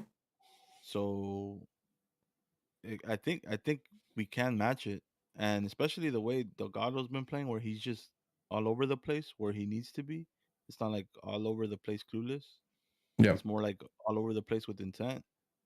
I think it's very possible because I think Seattle is not a fast team, at least not in the midfield up. I don't think they're as fast as other teams. I think we might have them beat on speed, on pace, but it's just it's just the effort, right? It all come down to effort, and what Angel said earlier, there's one thing we can't knock this team is the effort that they've been giving. Yep. So I think it's gonna be an interesting matchup, and it's gonna be not to knock on New York City FC, but I feel like this is our first real test. Well, it's the Western Conference, right? I don't think anybody's crazy by thinking that Seattle should be, contender for first in the West, right? Like, I don't think that's far fetched. So, this is a big deal because it is in conference rival, and it is the away match. We will have the home match as well. So, it says a lot. So, I agree with you, George. You seem mad doubtful when Angel was talking about us scoring. Like, what concerns you? I don't see any creativity. I go against what you guys are thinking. Just because we have shots up doesn't mean that there's a mentality behind it. We could have 19 shots, and I still don't think that I could find a way to say, oh, this is what the Galaxy is looking for. This is what we need. This is their style of play. Even when we had Zlatan, we knew the style of play is throw it into the box Zlatan and ball, yeah. hopefully it gets there. I don't see us messing around with them in that way. I think if we were to score, it would come from our wingers, and it would be those type of balls that we've been talking about where our wingers are cutting into the goal and our cam or someone in the midfield are finding them diagonally. But other than that, I really don't see much of an opportunity for us based on the 2 games that I did see. If I would have seen a little bit more with Cincinnati and I felt that they had a realistic Charlotte, like this is Charlotte with Charlotte, Same thing.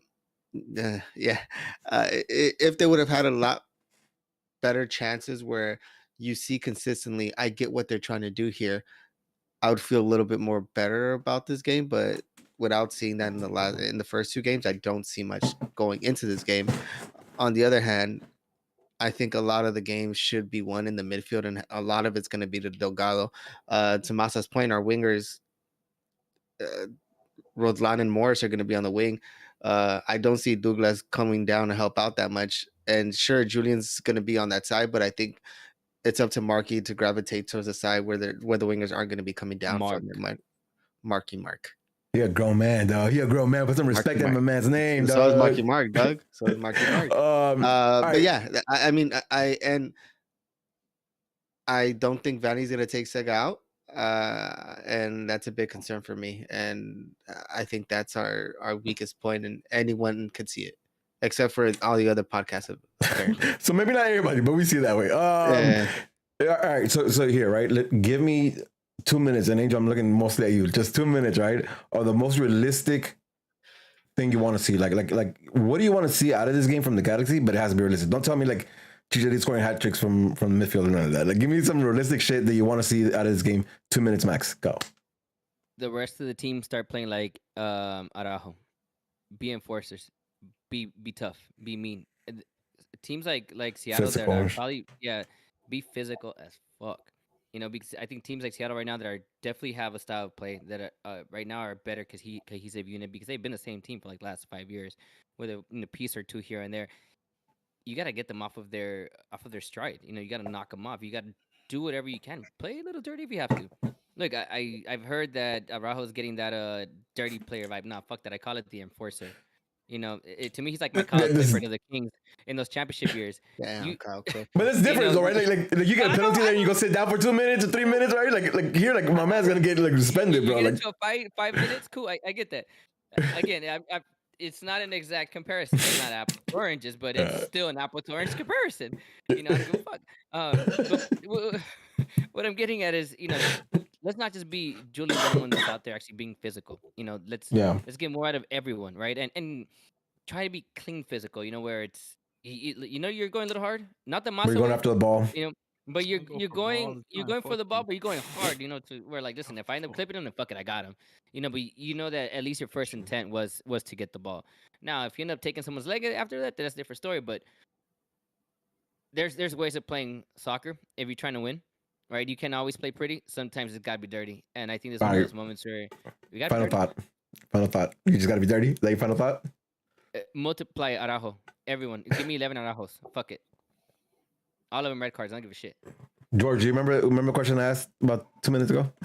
Yeah, same question. Diagonal runs, finding our players into space. It's frustrating. As I was thinking about it while Angel was talking. This is something that I would have loved to see against Charlotte, and I would take an ugly win against Seattle. So it's switching roles. You get me? But we're not in that position. So if we get an ugly win, I'm down with it.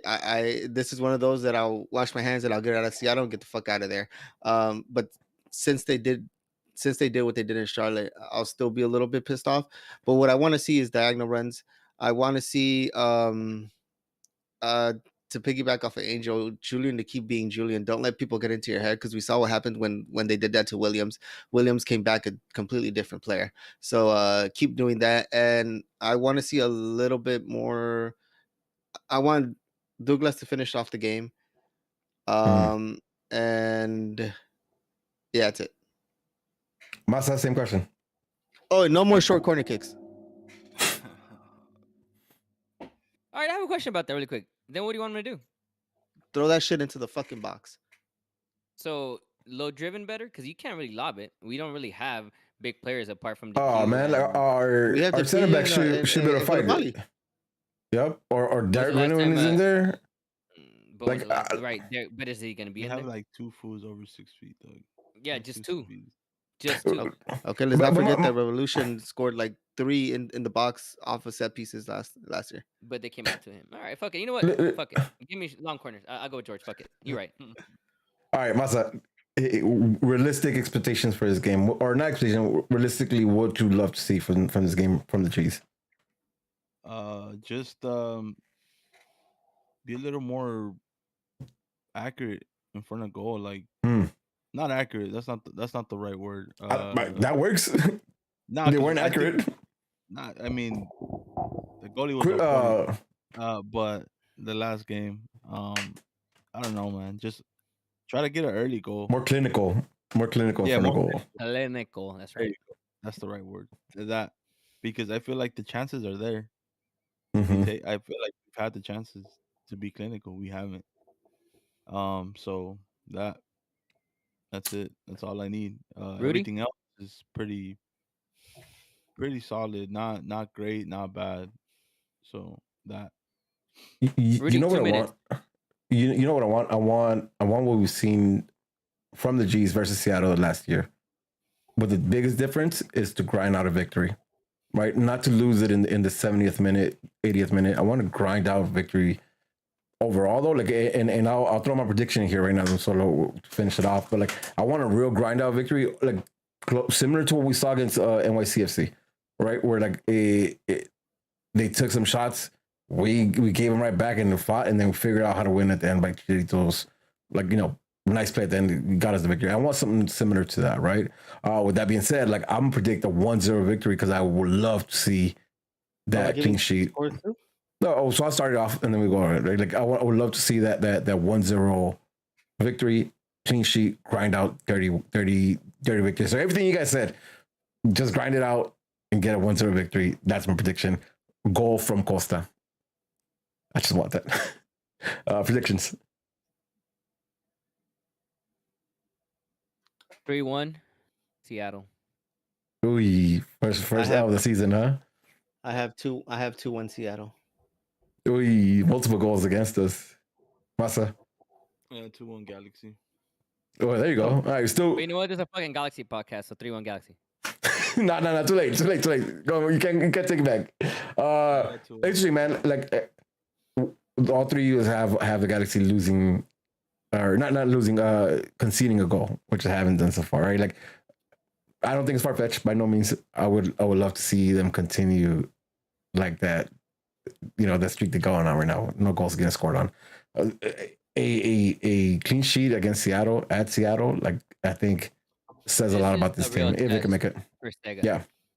If you really want to solidify your spot in this team, knowing that you have a new center back that just came in, right? You still have Derek Williams out there, and you have Depew who's been balling out, right? To me, right now, he's the guy that you're looking at, right? Like, hey, you need to solidify your spot because Derek Williams could be plug and play for you right now. They can easily be like, hey, let me try Zabaleta and see what happens. This is a type of game, not the last game. This is a type of game for sure where Depew, Koulibaly has to show, hey, I'm going to play the entire game like I did the first, 40 minutes of the Charlotte game. All right. I need that from him the entire game. Do that, and then you'll be setting yourself up for success for the rest of the season. Because I think that's the only question mark right now, right? Like our center back's the only question mark on the team, really, right? Because we know Raheem's going to be out right. We know Julian's going to be out left. We know that the midfield pairing of Mark and Erleson are going to be in the middle. That Cam, because of injury, right? Because I think we could have if there's no injury to Vasquez, I think we put Vasquez in the field from the jump, right? Cabral and Cheech are there, and we have Costa there. Like, I think for the most part, the team is set until shit changes or we start sucking ass and have to make changes. But I think the team is pretty set. Like, I don't think we have a lot of questions about who's starting, right? That's why I skipped the whole starting 11 because I think our team is pretty set, except for the center back position right now. Because it's still questionable. Like as much as Tammy Coulibaly has been questioned, but I think we, at least in this podcast, we collectively agree. Right-minded podcast. Yeah, yeah, exactly. Right-minded podcast. You have to start with him just because the reality is it's still 0. No, 2 back-to-back clean sheets, right? Regardless of the fact that Charlotte didn't do anything, of course, it's a clean sheet, right? You at least give it a third go. Right before you say, all right, you know what, I'm putting the plug on this. If you, at least in my opinion, Greg Manny, you got it right with it. You called it clumsy. I'll say sloppy. Whatever term you want to use for Coulibaly. The point is though, like we've won 2 matches and we kept clean sheets 2 matches, right? So like as much as sloppy or clumsy, we've seen him like there's yet to be a mistake that costs us a goal. So I think you're right. You're right on that. All right, boys. I think that covers both the Charlie match and the preview to Seattle match. George, do we have any questions on Discord? Yes, sir. So we start off with Soccer Crazy said, "Who should replace Sega? He almost cost us a goal." I think we kind of covered it already in depth. Yeah. I said Williams. Yeah, Galaxy 805. Hold on, really quick. Actually, would you guys be opposed to playing with 3 at the back? Yes. Yeah. Okay. And then no. Okay. But today in the presser, Vanny said they brought Zabaleta to possibly play 3 at the back too. Interesting. We did it last season.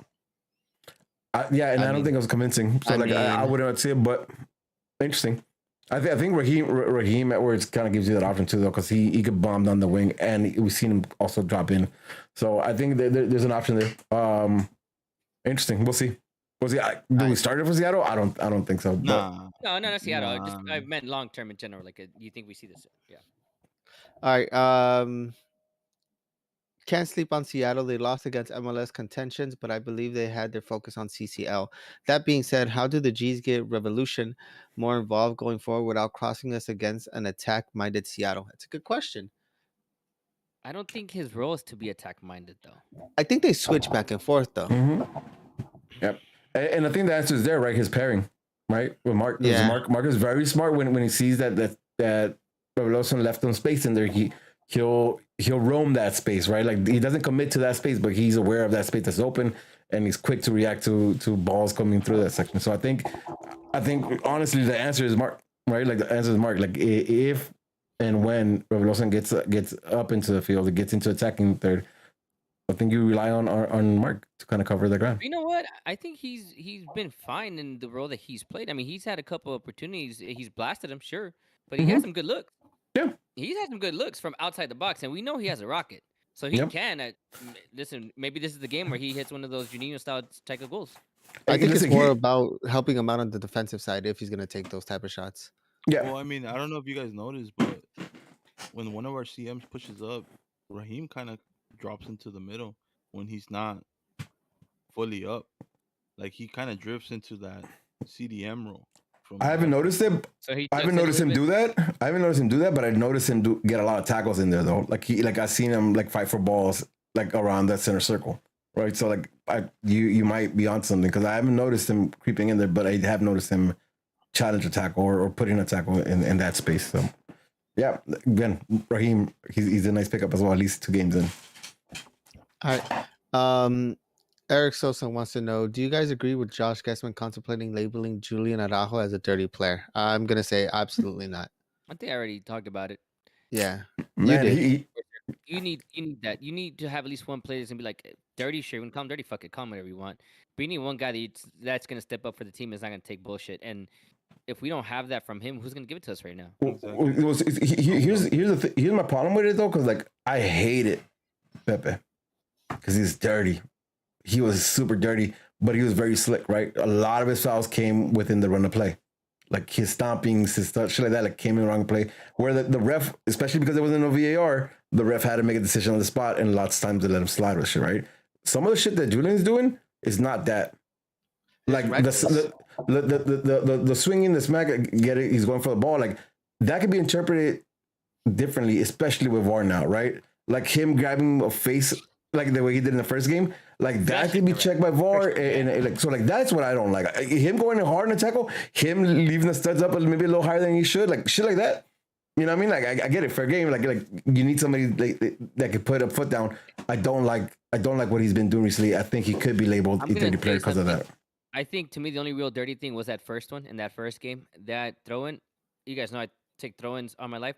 I don't give a fuck. If you don't get the fuck out of my way and I have my right to throw the ball in, if you're not fucking moving, I'll throw the ball out for your face. That's your fault. I'm not a fault for that. I have the ball. I'm ready to throw it in. If you're impeding, that's not a foul. That's just get the fuck out of the way.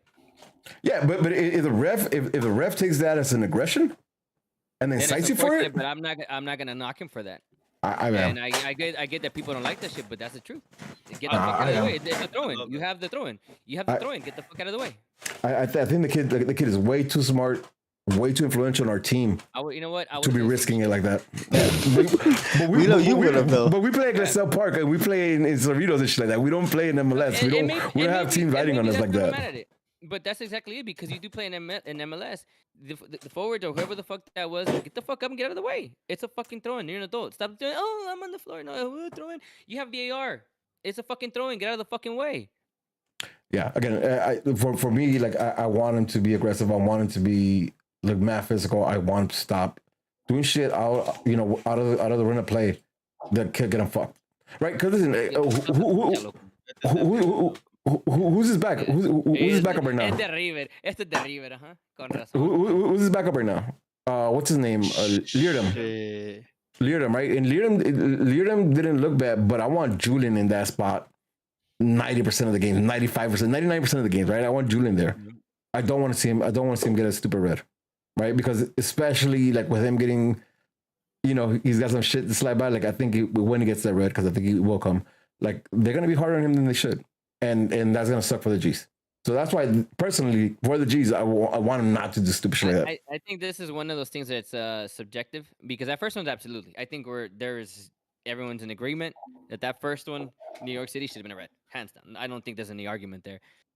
I'm not gonna. Nope, fuck that. On that throw-in, no. Next time, fucking break his jaw. Get the fuck out of the way. That was nothing, bro. Honestly, that's his fucking fault. Get out of the way. Nothing.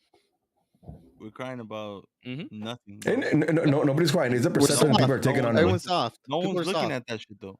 They're not even looking at that shit, and we're fucking bringing it up. We're fucking putting our player in a fucking spotlight, so the rest of the league could be like, "Hey, this motherfucker's dirty." I get that we play on Saturdays, but this is an AYSO. That's it. No, we have 40 odd people online. I don't think we're bringing too much attention. Just throwing that out there. All right, next question.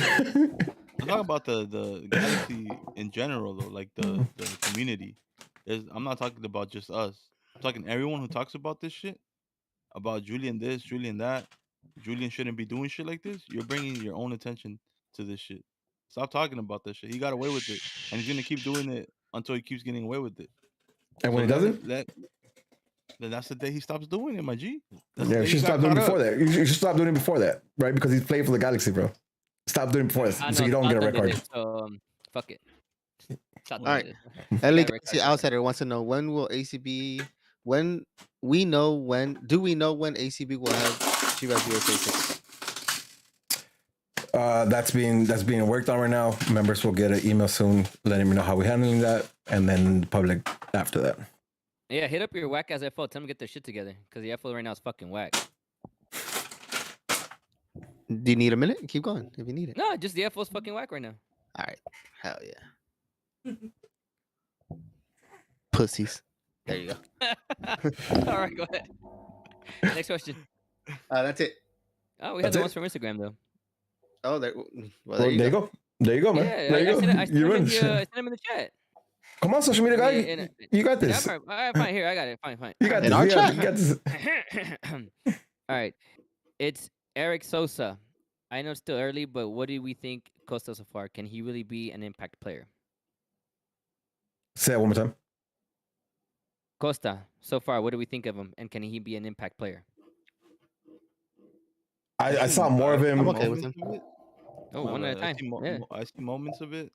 When he played Chicha through, against Charlotte, and I like the way he cuts in and takes shots. Once those shots start going on target, I think it's gonna be a problem for everyone because it's kind of like,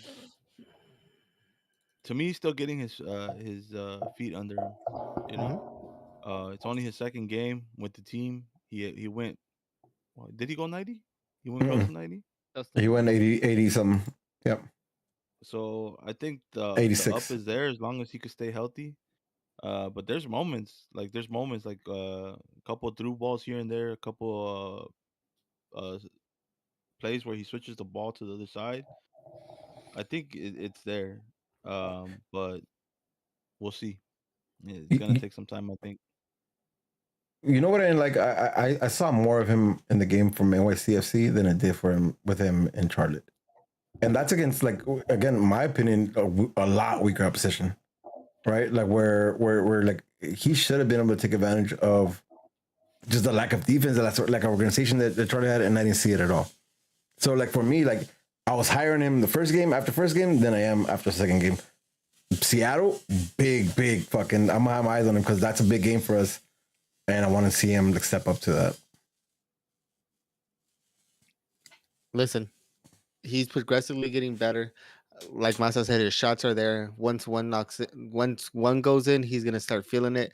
I want him to take those shots. I want those type of shots because they open up opportunities. When players start noticing, oh, this man could shoot from outside the box, they start pressuring him, which leaves spaces for other players to be able to run through, which is what I want to see. That shows something for me. I'm good with him as of now. So follow up to that from Mr. TP22. Who do you guys have more faith in right now then, Costa or Cabral? Costa. They're on the same boat right now. Right, which is the question. But with more time. So Costa for me, though.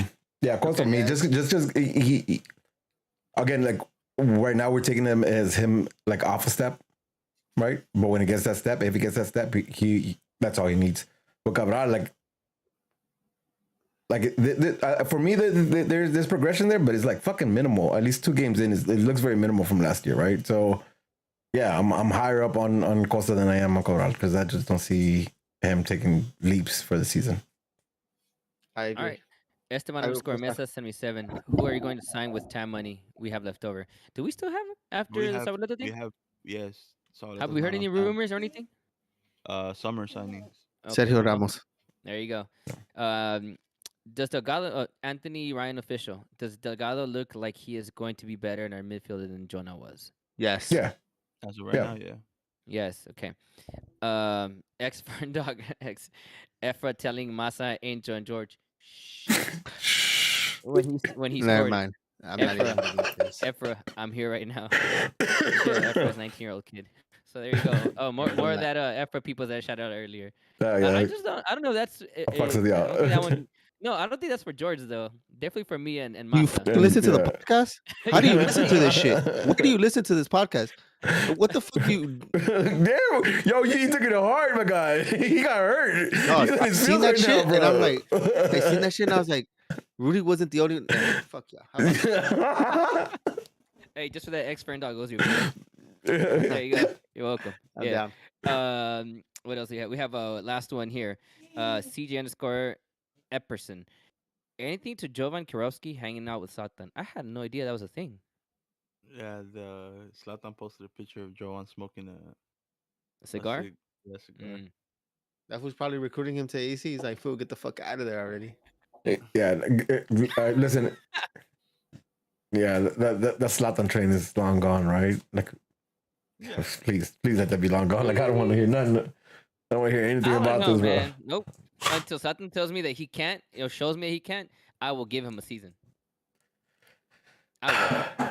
I don't know. You know how good what's his name who ended up in DC would have been for us? Fuck. Wayne Rooney? Kamara? Kamara? You know, Kamara would have been good. You know how good he would have been for us? That shit hurts me. Ola Kamara is the most disrespected forward in MLS. Oh, Even he's he brought a DP striker this season.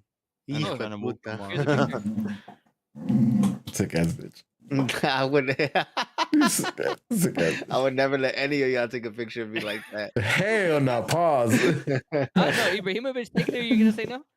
Fuck. I'll push him like you push legit, though. No, I had to do a quick and that's it on the questions, but just like a quick shout. Like, yo, Jella Van Dam was here. You know, obviously, the home opener. He didn't get the fucking tattoo. That motherfucker's a liar. I talked to him too about it. He's like, he said, I'm down, hit me up, and then the whole game happened. And Oh, so it's not Rudy. It's probably on me. Because I told him, I said, yo, you owe me tattoo. He said next time you be like, you gonna get the tattoo. He's like, hit me up. And I said, got you. And then I never hit him up. You hit him up? No, I didn't. It didn't at all. I forgot. There you go. I forgot until you brought it up. And I was like, oh yeah, that's There right. you go. All right, cool. Just because somebody brought it up about that he said on Straight from the Stands when we did the interview and he doesn't get a tattoo, he never did. Yeah, no, like he was with it. You remember? Or I don't know if you remember. Or he just kind of just remember you. whatever. Yeah, it might be. I don't. Yeah, I wouldn't put it past him. All right. Anything else? Any final thoughts? Anything else before we wrap up? No, we're good here. Yo, 2 hours. I'm telling you, we'll knock it down to about an hour and a half, an hour 15. We're just getting into it, but we'll figure this out. That being said, it's another episode of Straight from the Stands. I'm boy Rudy. I'm Smarts on Twitter. I'm Smarts on Twitch. I'm Smarts on the gram. Follow me at Mookie Betts.